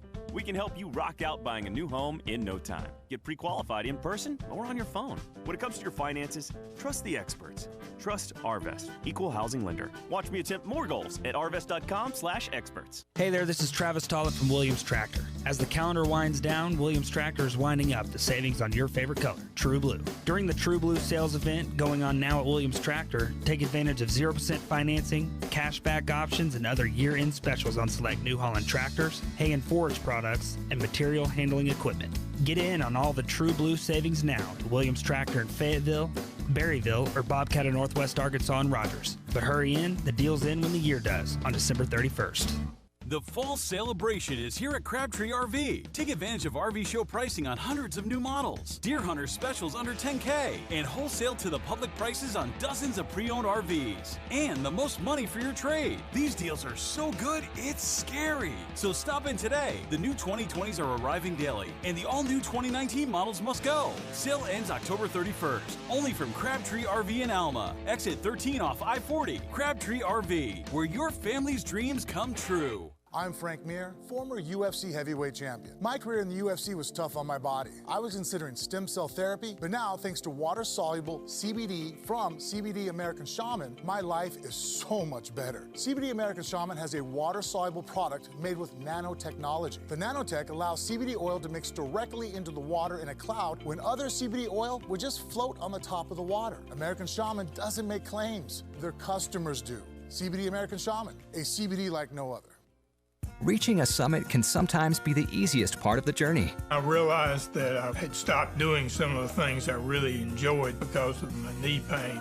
A double knee replacement presents its share of challenges, but with the right care, amazing things can happen. And with the orthopedic team at Baptist Health, you can take your health to all new heights. It was a great sense of accomplishment from me. Keep on reaching, keep on conquering, keep on amazing. To schedule an appointment with a physician, call 1-888-BAPTIST. End of your savings start now at Harry Robinson Buick GMC. Take up to $14,000 off on remaining 2019 GMC Sierra SLTs, featuring the new body style and tons of new features. Now $14,000 off. Need third row seating? The 2019 GMC Yukon XL has tons of room and all the options and features you demand. Right now, up to $13,000 off. End of your savings start now. Save up to $14,000 off at Harry Robinson Buick GMC. Exit 11 off of I-540 in Fort Smith.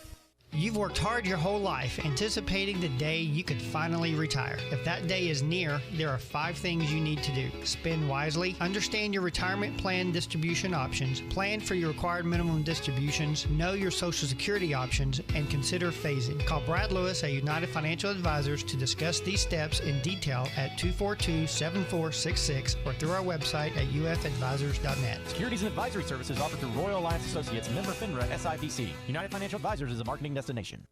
Arkansas Valley Electric Cooperative is excited to introduce Wave Rural Connect. They're bringing state-of-the-art high-speed fiber internet plus TV and phone services right into the homes of all members. If you're an Arkansas Valley Electric Cooperative member, go to waveruralconnect.com to sign up. That's waveruralconnect.com or call 1-833-4WAVE-RC. Arkansas Valley Electric Cooperative and Wave Rural Connect, changing the communities we serve.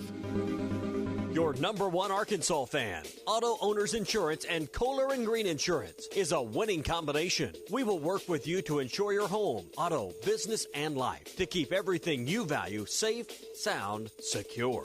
Auto Owners Insurance, the no-problem people. Visit Kohler and Green Insurance in Fort Smith. Call 484-9888. And Kohler and Green Insurance in Van Buren. Call 474-9888 today or online at kohlergreen.com. Massey Ferguson tractors have arrived at Bush Machine and Tractor. They're proud to be the newest Massey Ferguson dealer in western Arkansas, providing you with a full lineup of versatile tractors. They're built with straightforward power, smart fuel economy, and upgraded control and comfort. Stop by and find a new Massey Ferguson perfectly sized for your property or farm at Bush Machine and Tractor in Fort Smith, or visit them online at bushtractor.com. Have you been looking for your next place to call home and just haven't found the right one? Then it's time to check out the properties at Trinity Multifamily. With a variety of apartments, duplexes, townhomes, and houses, there is surely one to fit your needs. Whether it's in the River Valley, Northwest Arkansas, or Central Arkansas that you are looking at, they have you covered. Give them a call today. Trinity Multifamily, 479-452-1817. That's 479-452-1817. Or online at trinitymultifamily.com to search rental properties near you. ESPN Arkansas weather. Only a little sunshine through the clouds at times today. Our high temperatures this afternoon will be in the upper 60s to near 70. Could see a few showers moving our way tonight. Overnight low upper 30s north, upper 40s south. And then Tuesday, a chance of some showers. Our high low 50s north, upper 60s south. I'm Sally Russell with your forecast on ESPN Arkansas. Weather is brought to you by Hertz Car Sales, 2810 Midland Boulevard in Fort Smith. You can call them today at 783-1722 or check them out online at buyfromhertz.com. Radio station. KERX, Paris, Fort Smith, from the Bush and Bushlight Studios. This is ESPN 95.3. Broadcasting live from the Toyota Studios, this is The Morning Rush. We had entirely too many mistakes against a really good football team, turning the ball over and giving 24 points up in the first half off turnovers are not that. That's not what this is about. We've got to do a better job protecting the football. It was a rough start out of the gate. You can't spot the number one team in the country 24 points in the first half and expect to come out of that. But, we're on to Mississippi State. We're going to be ready to get back home and get into the month of November. With John Neighbors Every time you put a mic in my face, I'm going to say Arkansas. and Tommy Kraft. My friends and I, we drank beer, liked beer, still like beer. The Morning Rush starts right now. 2 hours down, 1 hour to go. Appreciate everybody listening in on this beautiful day here in the great state of Arkansas. John Neighbors, Tommy Kraft, Clay Henry, Maddie T, all in studio with you today. And thank you, as always, for making us a part of your morning this morning on a Monday morning quarterback presented by Crabtree RV. Yeah, the fall celebration is on right now at Crabtree RV. Take advantage of RV show pricing on hundreds of new models, including Deer Hunter specials under $10,000 and wholesale to the public pricing on dozens of pre-owned RVs as well. And the most money for your trade. It's at Crabtree RV in Alma, exit 13 off of I-40, next door to the Cracker Barrel. Crabtree RV, it's where your family's dreams come true. All right, Maddie T, we need to have you give the Morning Rush update. Very professional. Here's your Morning Rush update. The Razorback basketball team won their final exhibition game against Southwestern Oklahoma State on Friday night by a final score of 78-51. Hogs finished 2-0 in their exhibition games this season, which means absolutely nothing. But it definitely is a lot better than going 0-2 to kick off the Musselman era. Arkansas football opens up as a 7-point underdog at home to Mississippi State this Saturday in Razorback Stadium.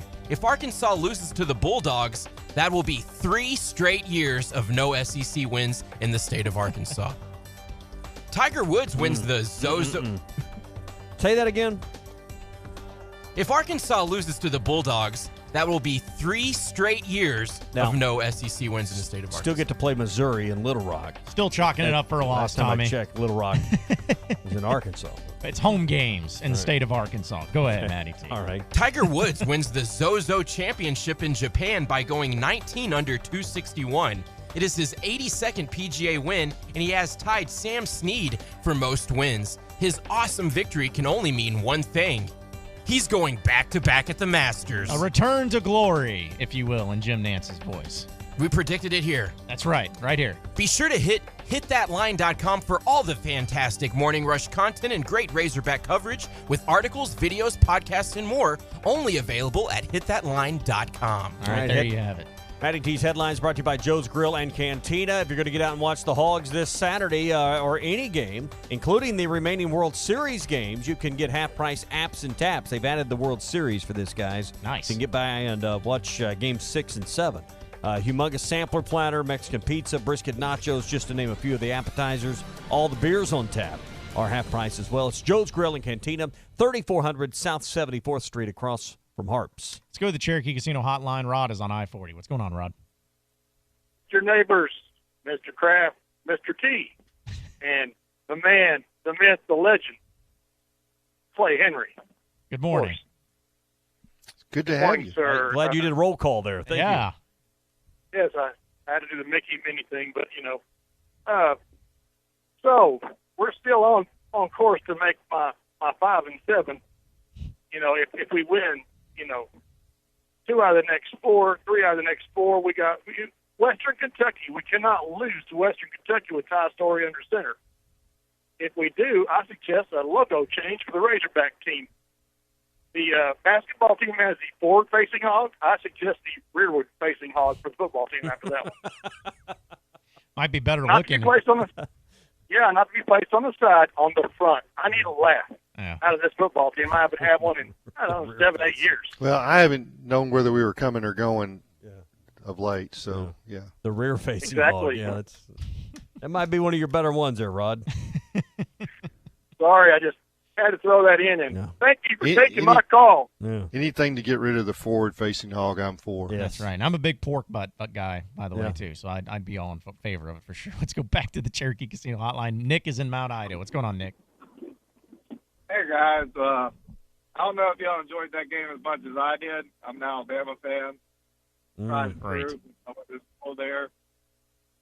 how does Chad still have a job? That's my question. When you lose 48-7 to any team and have not, what was the stat? If Arkansas don't beat Mississippi State, which they will not, Mississippi State is a far superior team than Arkansas. They will not beat Mississippi State. That's 3 straight years without an SEC victory. How He'll is play 2 Vandy more after that. How is Vandy statistically doing better than Arkansas right now? That's my question. And how in the world is there not a coaching search going on right now as we speak? How? Well, why did?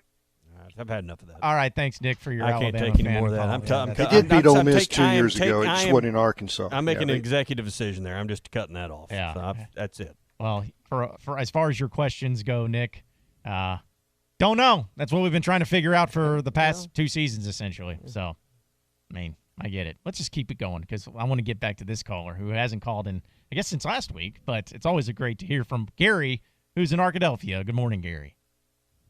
Good morning, guys. Good morning. Hey, everybody said a lot today. And first of all, I just want Lisa in Northeast Arkansas. I love her cause. I love her attitude and her passion. I know she's the life of the party, and she would sound like she'd be fun to hang out with for an evening. But anyway, getting back to this football team and this coaching staff and everything we've witnessed, and I'm not trying to pick on Clay Henry, but it's all the media in general. Every week for 8 weeks, all we've heard is, well, we can't play these young guys. They don't have 100% grasp of the passing game. They don't have 100% grasp of the playbook. And so you're limited in what you can do. Okay? My response and question to all y'all in the media is, Bo Nix doesn't have 100% grasp of the passing game, 100% grasp of the playbook.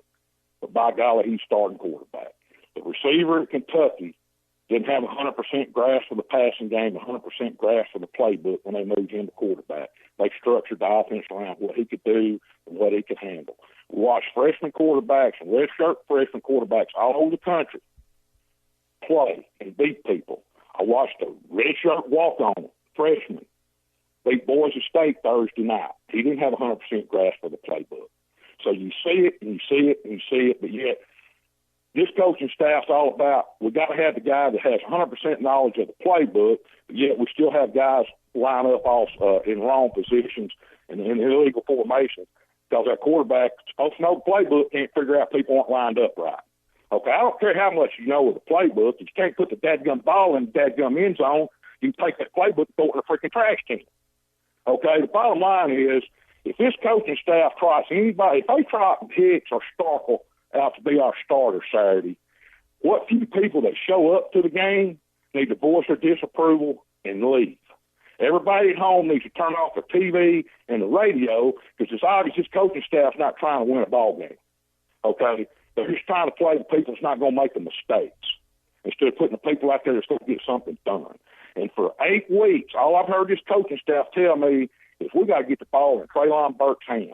Okay? But they're steadily trying to get the ball in his hands 10, 15, 20 yards down the field. He's had 3 snaps in the Wildcat. 3. That's all.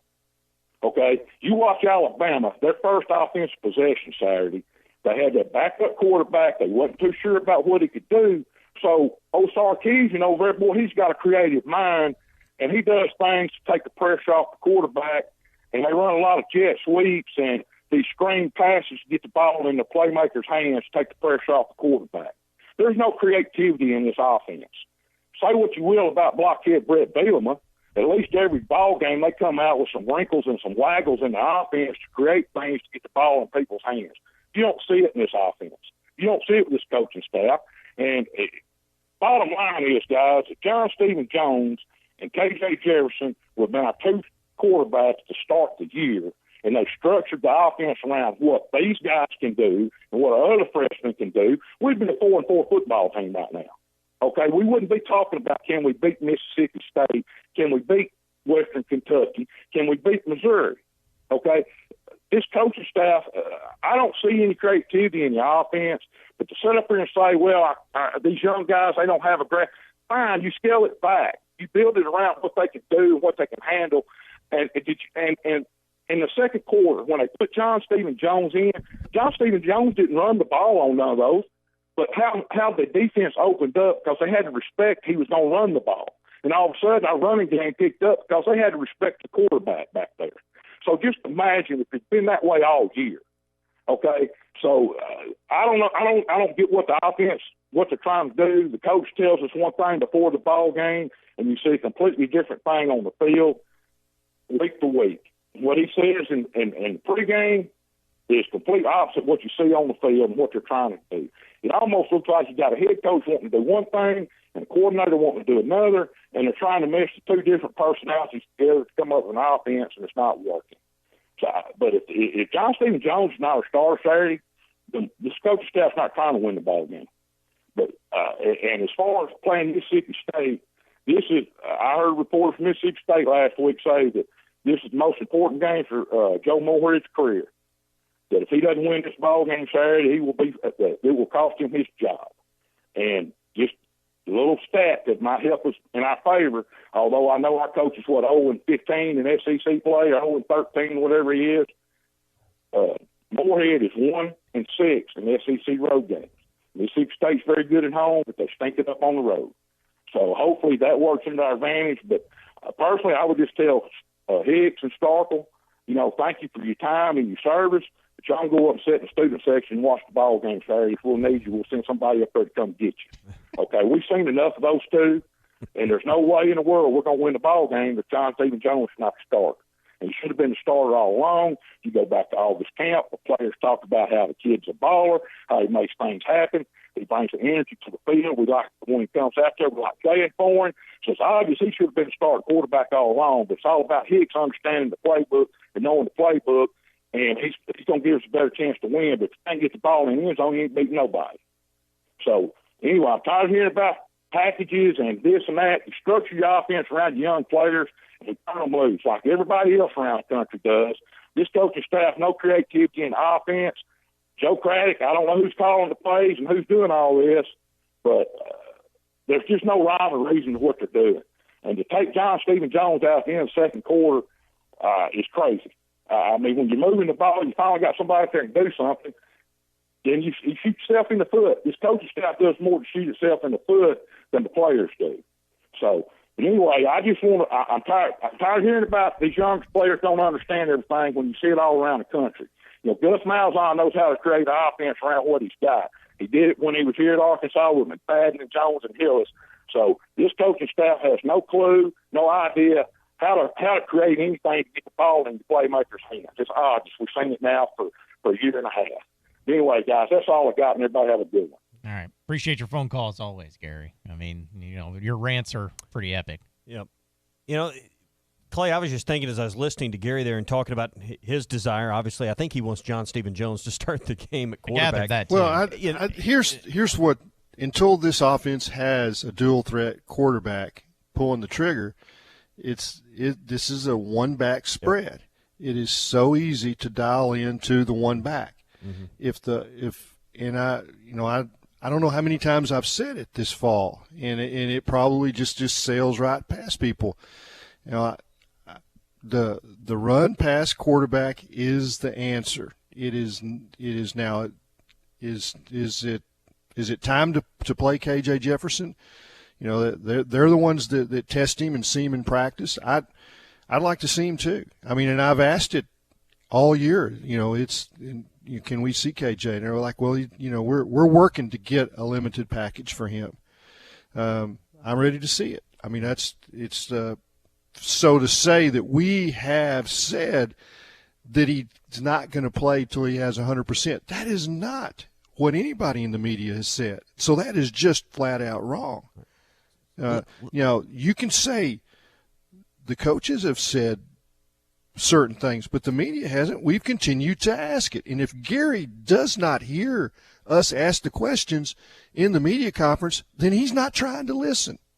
And I'm sorry, but I'm not going to take that from him and say we have not pushed for KJ Jefferson. I asked in August camp, where are you with getting – he is a generational talent. He is 6'3", 228, runs 4.4. Now, John Stephen Jones probably is better in the passing game than KJ, and they have changed his, KJ's mechanics. And I don't think they want to break him and put him out there if he cannot run part of the passing game. You got to have some part of the pass so that they don't play 11 on the line of scrimmage. You got to have a threat of a pass too. But I think everybody would like to see those two quarterbacks run this offense the way it was designed to be run. Let me ask you this question. I'm not suggesting that this is how they should go about determining who should be the quarterbacks on Saturday, but if they came out and tipped their hand, if they showed their hand and said, we're going to play John Stephen Jones and KJ Jefferson's going to see action at some point in the game, if they made that public, would that create more of a sense of urgency or desire for people to attend the game? Because they're struggling, obviously, to get people in the stands. Now, I'm not saying or suggesting that that's how they should decide who the quarterback is. I'm just trying to get a feel for the pulse of the fan base. Because I'm of the opinion, Clay and John, that more people would attend the game Saturday if they thought there was going to be a drastic change in the way you go with quarterback. Maybe so. But the other part of it is you probably want to keep it close to vest, with the other team as far as what they're planning, how they're doing it. I've always thought that the coaches do not want to give away their game plan, and maybe that's antiquated paranoia, but that's the way coaches are.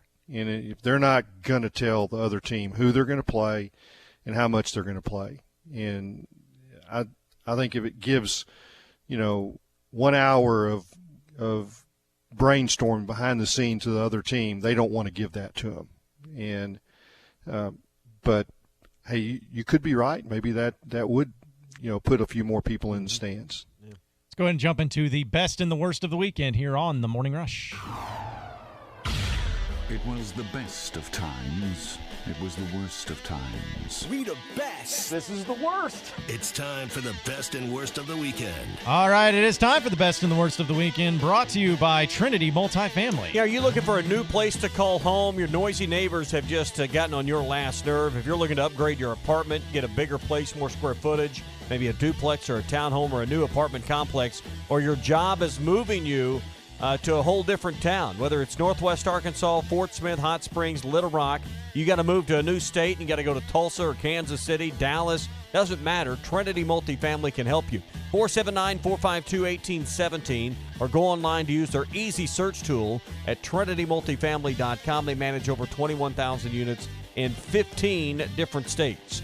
Trinity Multifamily, they are your teammate in the real estate game. May just have to give our best of the weekend and get to the worst of the weekend on the other side as we're going to run out of time. But I'll go ahead and kick it off with the best of the weekend. Mine will be very short and sweet. Best of the weekend for me was seeing Oklahoma and Texas lose in the same weekend, especially Oklahoma. Yes, sir. Now, I know Tommy was pumped about it because we were doing our pregame show on Arkansas Game Day while that game was going on, and I would just hear random yells and cheers from in the background, and that was Tommy watching the game. And as Kansas State had a big lead, almost blew it though. Oklahoma made a little stage comeback, but too late. Wouldn't you have loved to hear the conversations going on behind the scenes when they were looking at the review on the onside kick and trying to figure out, and they ended up getting it dead right. But I know there's a lot of conspiracy theorists out there that, hey, they were talking about how is there a possible way to give this to Oklahoma? Because, if that decision ends up costing – I've seen this. If that decision ends up costing the Big 12 Conference a spot in the college football playoff, I've read where it could be as much as a $25 million onside kick this past Saturday. Yeah. Well, that's a lot of money. Yep, but it was worth it to me seeing Oklahoma and Texas lose. And Texas lost, of course, to TCU. It ain't our money, so it's Tommy, I was with you. I'm sitting there thinking, there's no way they're going to get this right. They're going to say it's inconclusive. The ruling on the field stands. Yep. And give them a shot at it. Yep. I was ready for Lincoln Riley to get a unsportsmanlike too. And it's like, hey, it's like if he ever, I wonder if he told those officials, y'all just made a $25 million mistake, and y'all will never work in this conference again. Get ready to be Mountain West referees. Yeah. That's what it certainly had to feel for. But that was my best of the weekend. Tommy, that was what do pretty you good. got? Well, that one was near the top of my list. Any weekend where Oklahoma and Texas both lose, it's a big weekend. I'm going to throw Missouri in there too. Watching Missouri lose to Kentucky, who's really getting together, and Lynn Bowden. But what is going on with Missouri? I know we're supposed to not like Missouri, but somehow it's easier right now for me than ever before. But since you took my other one, I'm gonna say Missouri losing to Kentucky was another best of the weekend. Yeah, fair enough. All right, Clay, what is your best of the weekend? Anytime Texas loses, I do a little dance. So but I'm going to say, driving home from Tuscaloosa and rolling in, just in time to turn on the Golf Channel and watch Tiger Woods play the last 7 holes and see. I mean, I think golf, when he's right, is good, and he looks like he's right. I never thought he'd get his putter back. There was a period there where he was not a good putter. And usually when you lose that part of your game, you don't ever get it back. But he's the world's best putter. He's got his short game right, and he can hit it in the fairway. He's won 3 times in 13 months, and I think he's just getting started again. If he's healthy, the rest of these guys are playing for second place. And I don't mean it every week, but he'll win 4 to 5 times in the coming year if he's healthy. Yeah, he just hadn't been able to stay healthy, so that'll be the thing to watch. All right, best and worst of the weekend. We'll continue on the other side of the break and get some of our worst of the weekend. That will be fun. Brought to you by Burton Pools and Spas. Today is the last day for the warehouse sale. You can check out all of the hot spring spas that are on sale. The remaining inventory is 0% for 60 months or a $2,700 instant rebate. So if you've been thinking about a luxury spa for your back patio, your back porch, or anywhere on your grounds, they've got them, and right now, $2,700 off or no interest for 60 months. It's all at Burton Pools and Spas. The warehouse sale also has patio furniture and outdoor living furniture on sale for up to 50% off. So take a mini vacation every day in your new spa and get the very best. It's a hot spring spa from Burton Pools and Spas. Springdale and in Fort Smith, Burton Pools and Spas is your source for backyard fun.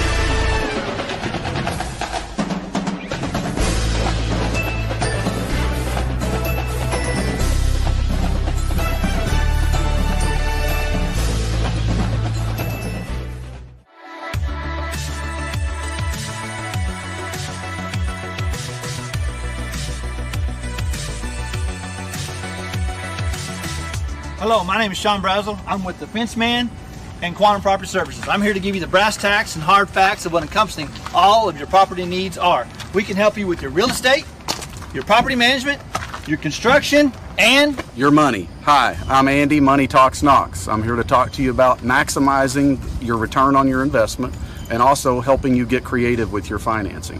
Please, when you think of Quantum Property Services, Inc., give us a call at 479-434-6860. That's 479-434-6860. I'm Andy, Money Talks Knox. brass tacks, hard facts.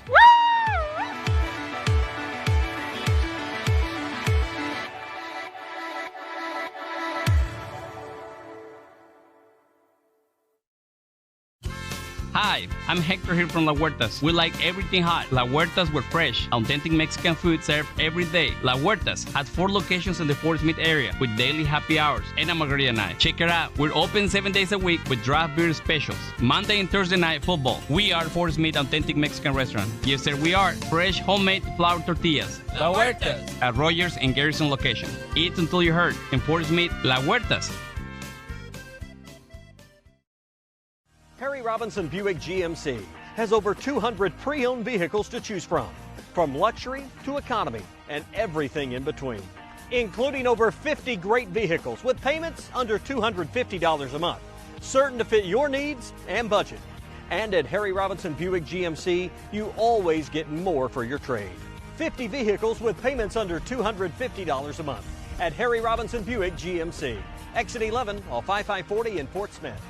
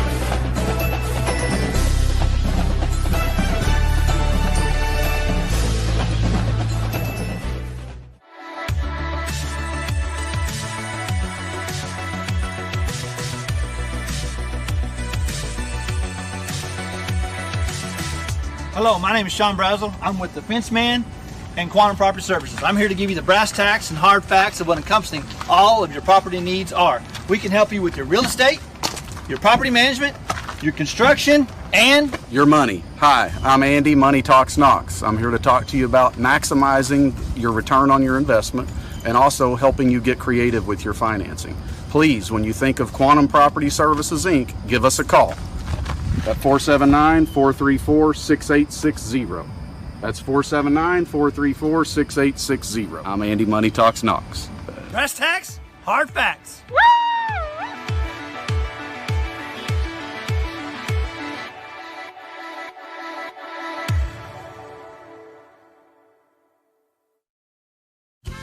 Hi, I'm Hector here from La Huertas. We like everything hot. La Huertas, we're fresh, authentic Mexican food served every day. La Huertas has 4 locations in the Fort Smith area with daily happy hours and a margarita night. Check it out. We're open 7 days a week with draft beer specials. Monday and Thursday night football. We are Fort Smith Authentic Mexican Restaurant. Yes, sir, we are. Fresh homemade flour tortillas. La Huertas. At Rogers and Garrison location. Eat until you hurt. In Fort Smith, La Huertas.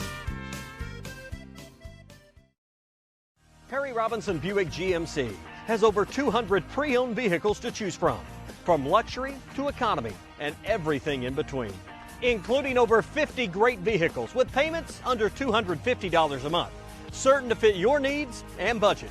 And at Harry Robinson Buick GMC, you always get more for your trade. 50 vehicles with payments under $250 a month at Harry Robinson Buick GMC.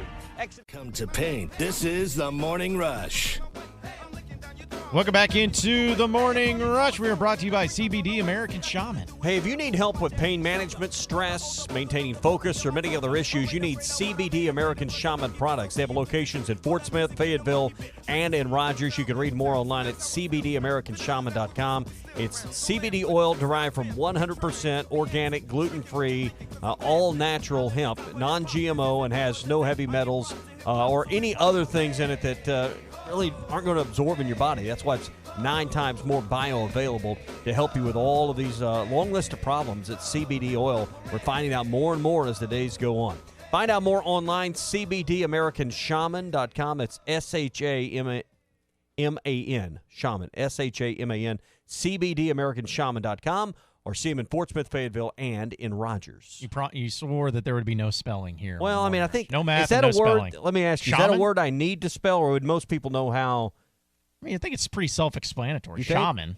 I mean, to have 2 M's, maybe. I don't know. If someone said, "Hey, how do you spell shaman?" and I wasn't very familiar with that word, then I'm not very familiar with that word. Well, there you go. Well, yes, people know how to spell shaman. If you don't know how to spell it, just go ahead and look it up. All right. So we had the best and the worst of the weekend going on, and we'll go ahead and jump right into our worst of the weekend. And Tommy, I want you to kick this one off because I want to share my worst of the weekend with you in this topic. All right. Now, Clay, I may need you to assist me on this. Yeah, because you were there. But I'm going to tell you, watching on television, I cannot believe Nick Saban would approve this LED light system they have at Alabama. Awful. This is terrible. And if this is something that's going to be an upward trend and become more widespread in college football, we need to stop. As Barney Fife would say, we need to nip it, and we need to nip it in the bud now.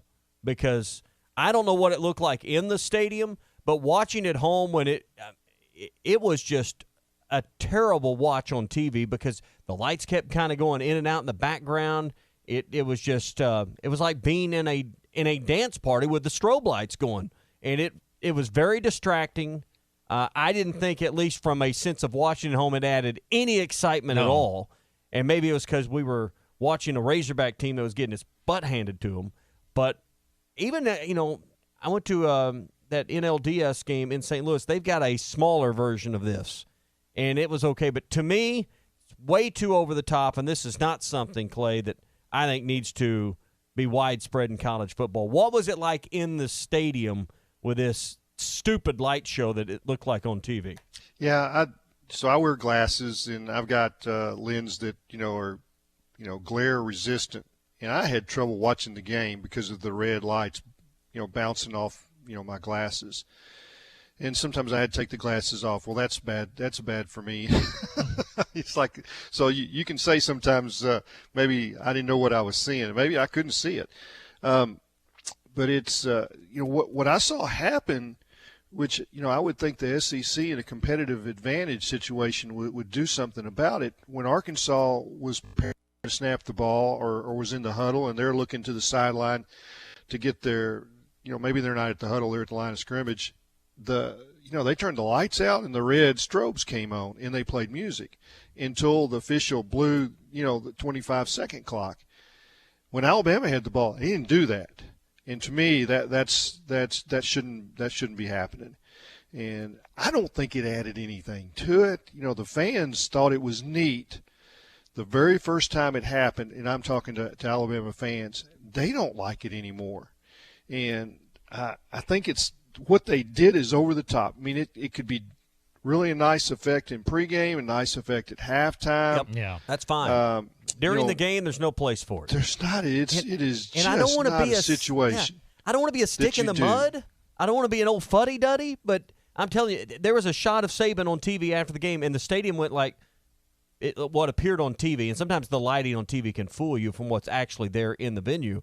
But it appeared like it was pitch black. Mm-hmm. And I can only imagine if they shifted these lights. There are times that they turn the lights completely off. Right.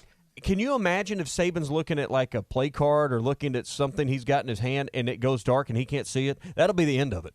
It'll be over if something like that happened. Yeah, but it doesn't happen like that when they have the ball. I know it.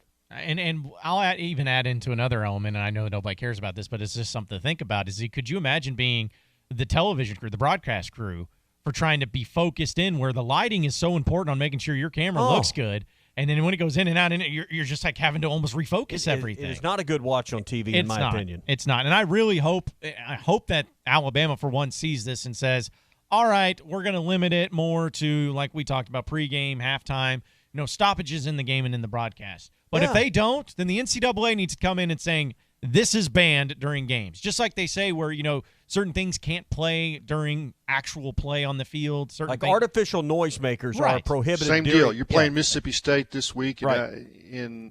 When you're at Starkville and they're just like, okay, we're going to look the other way. This is against the rules, but we're going to let them do it. And I think that in talking to some of the Alabama officials, they expect something to happen. They're like, there wasn't any thought that they would handle it this way from the SEC, and I think when the season's over, they will adjust. The other 13 teams in the league are not going to allow this. No. I do not think this will come up in Destin. There will have to be guidelines. I'm just, as a television viewer, whether Arkansas was playing in that game or not, it was not appealing to me.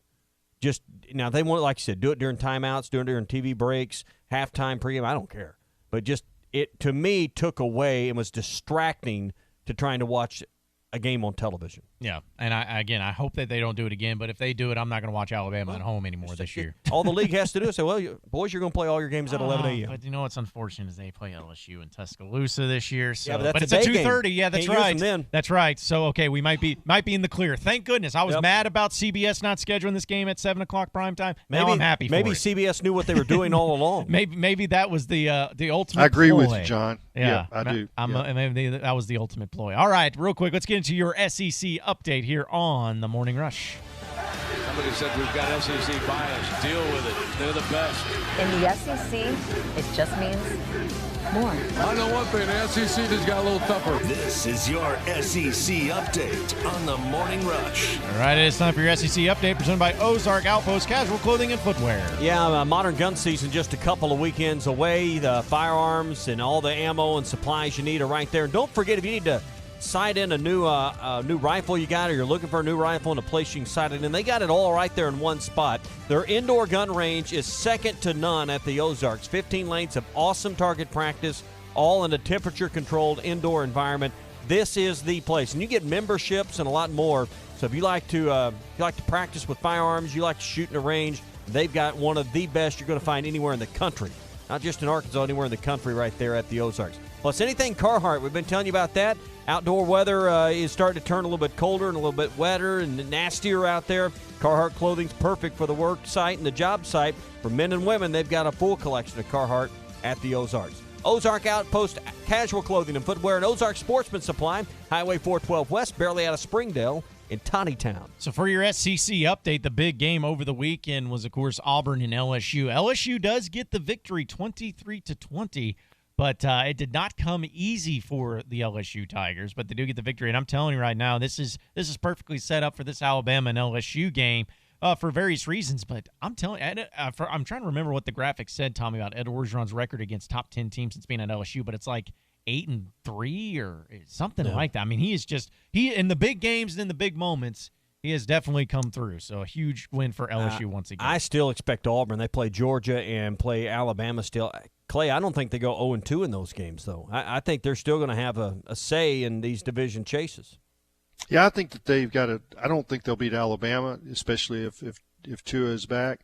But I do think they'll beat Georgia. Georgia's not the team that I – you know, they're playing with young receivers, and they continue to make mistakes. And you can see Jake Fromm struggles with this set of receivers. And it's going to be I think Auburn will beat Georgia. They'll lose to Alabama. But you know, back to Orgeron, hey, they don't measure the LSU coach except by one standard. And that's what they do against Nick Saban. They hate Nick Saban. Mm-hmm. Yeah, and if he finally gets that victory this year against the Tide, especially on the road, then he'll get a $5 million raise. Oh yeah, then they'll pay him whatever he wants, and that's the case. And then they'll be well on their way to competing for the SEC championship game and also a national championship. Play him in Boudin and Gumbo. Yeah, whatever works for him. I think he's already got all that. Yeah, he's probably got plenty of it. And also just a few other SEC games that happened over the weekend. Texas A&M gets the victory over Mississippi State 49-30.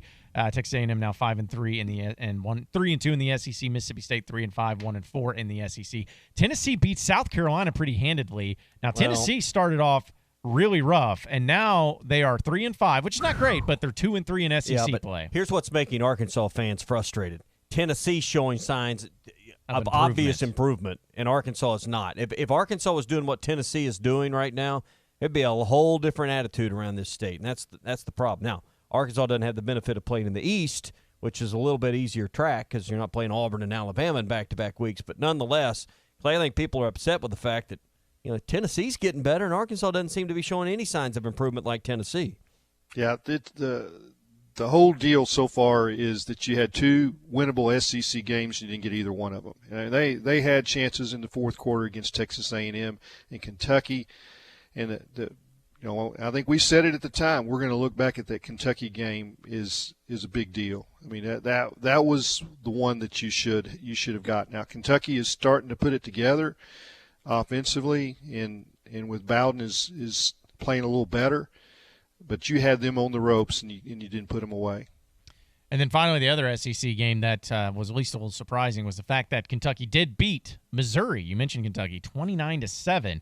Missouri, just such a strange team. They lost that opening game to Wyoming. Yep. Then they went on a 5-game winning streak. They didn't really necessarily beat any good teams, but had 2 SEC wins against South Carolina and Ole Miss during that streak. And now they have back-to-back weeks where they've lost to Vanderbilt and Kentucky. So Kentucky's one thing because I think they have improved, but Vanderbilt's awful. And the fact that they lost to Vanderbilt was just that was a bad deal. So Missouri's a little bit reeling right now. 3 weeks ago, you thought Missouri was going to have a say in the Eastern Division race. Yeah. And now they're out of it. Yeah, so definitely a disappointing year so far for the Missouri Tigers. We have one final segment to get to here on the Morning Rush. We'll clean up some of your text messages, some of your phone calls, and also some of the storylines on the other side of the break. Stay with us.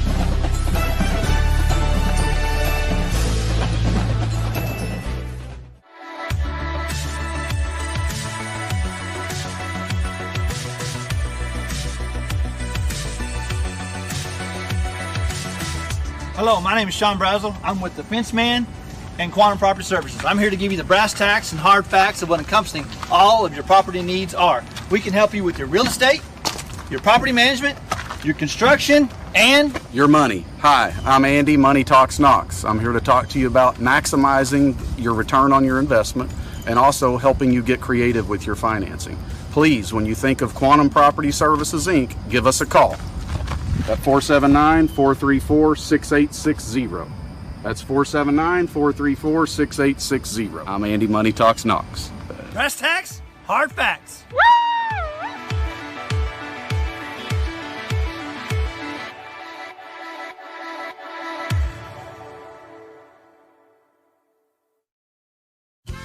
Hi, I'm Hector here from La Huertas. We like everything hot. La Huertas, we're fresh, authentic Mexican food served every day. La Huertas has 4 locations in the Fort Smith area with daily happy hours and a margarita night. Check it out. We're open 7 days a week with draft beer specials. Monday and Thursday night football. We are Fort Smith Authentic Mexican Restaurant. Yes, sir, we are. Fresh homemade flour tortillas. La Huertas. At Rogers and Garrison location. Eat until you hurt. In Fort Smith, La Huertas.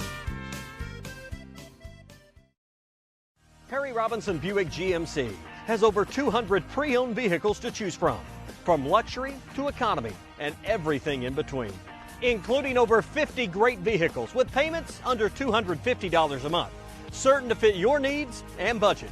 And at Harry Robinson Buick GMC, you always get more for your trade. 50 vehicles with payments under $250 a month at Harry Robinson Buick GMC. Exit 11 off 5540 in Fort Smith.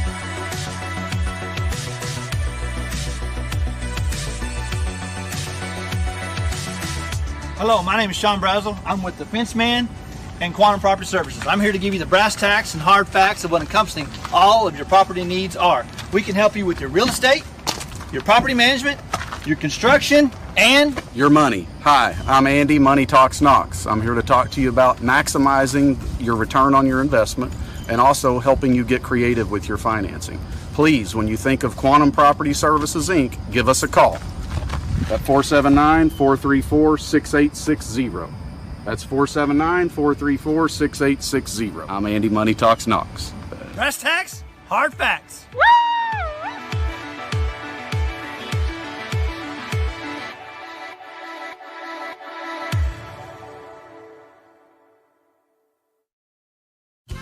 Hi, I'm Hector here from La Huertas. We like everything hot. La Huertas, we're fresh, authentic Mexican food served every day. La Huertas has 4 locations in the Fort Smith area with daily happy hours and a margarita night. Check it out. We're open 7 days a week with draft beer specials. Monday and Thursday night football. We are Fort Smith Authentic Mexican Restaurant. Yes, sir, we are. Fresh, homemade flour tortillas. La Huertas. At Rogers and Garrison location. Eat until you hurt. In Fort Smith, La Huertas.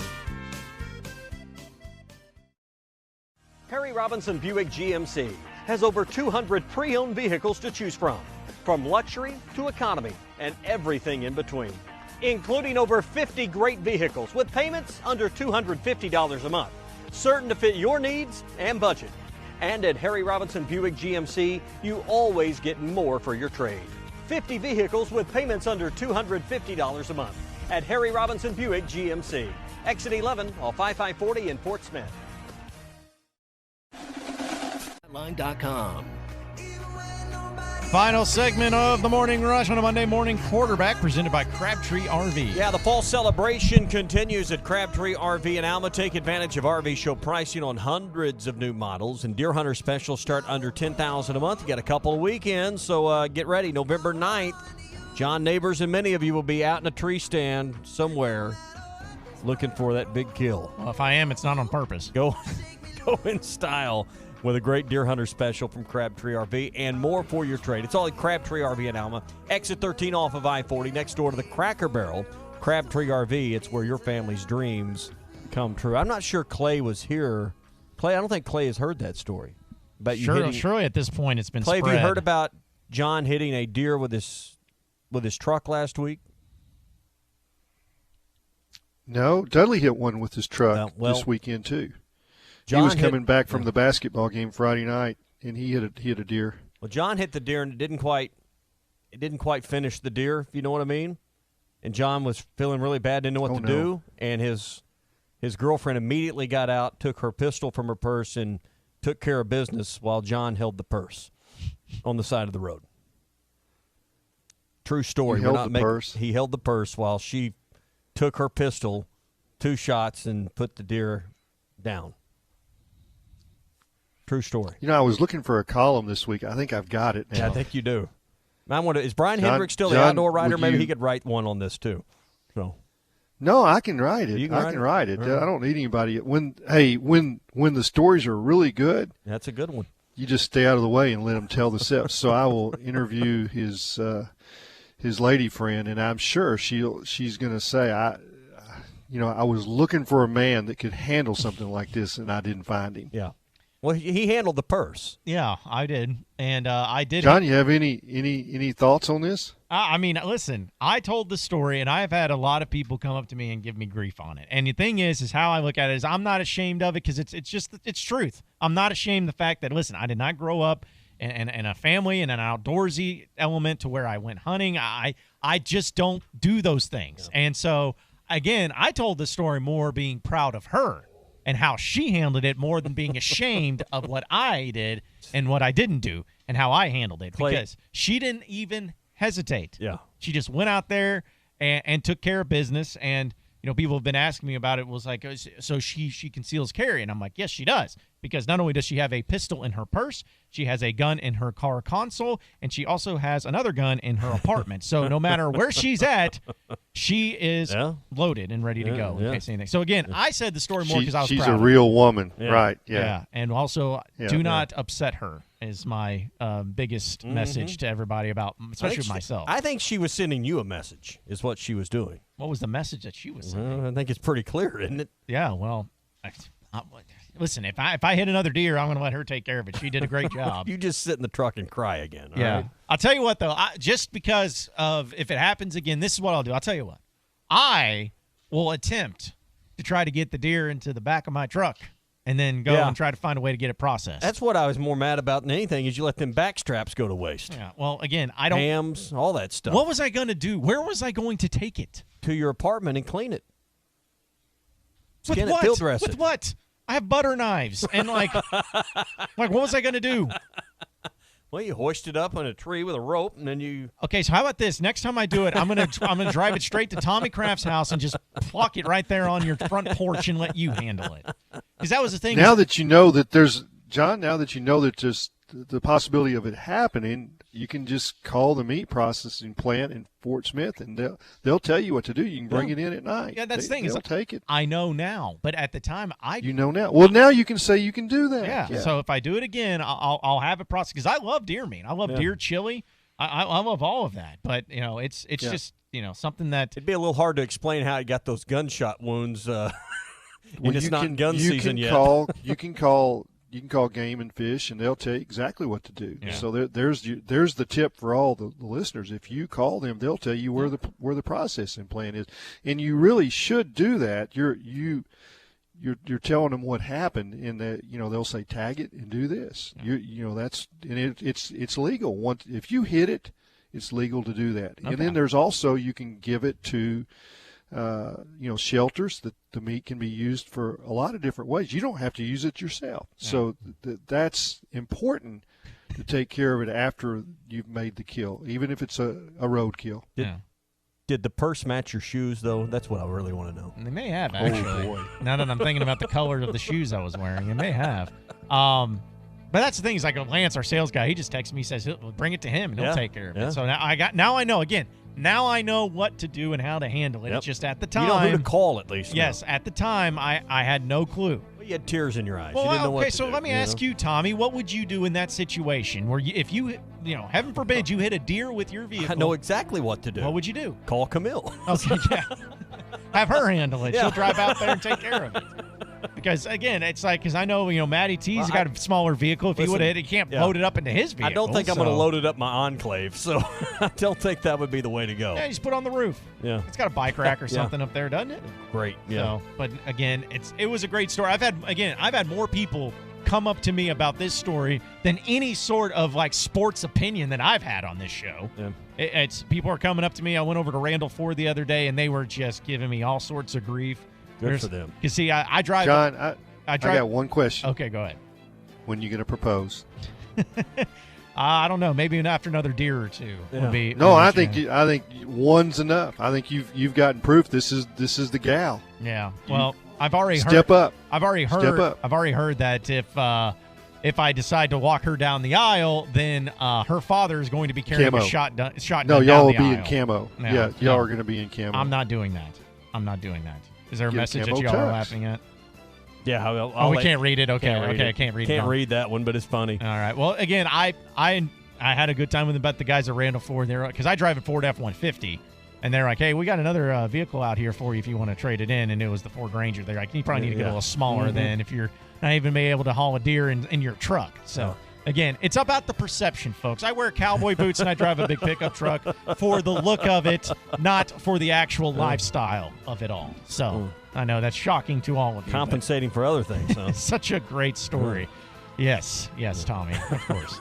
Appreciate everybody listening into the Morning Rush today. Clay, appreciate it, buddy. We'll be seeing you on Friday and talking with you then as well. For Tommy Kraft and Clay Henry and Matty T, I am Thanks. John Neighbors. Look forward to it. John Neighbors, the deer killer. Yeah, the hunter of it all, if you Grizzly will. Adams saying so long, folks. Jesus.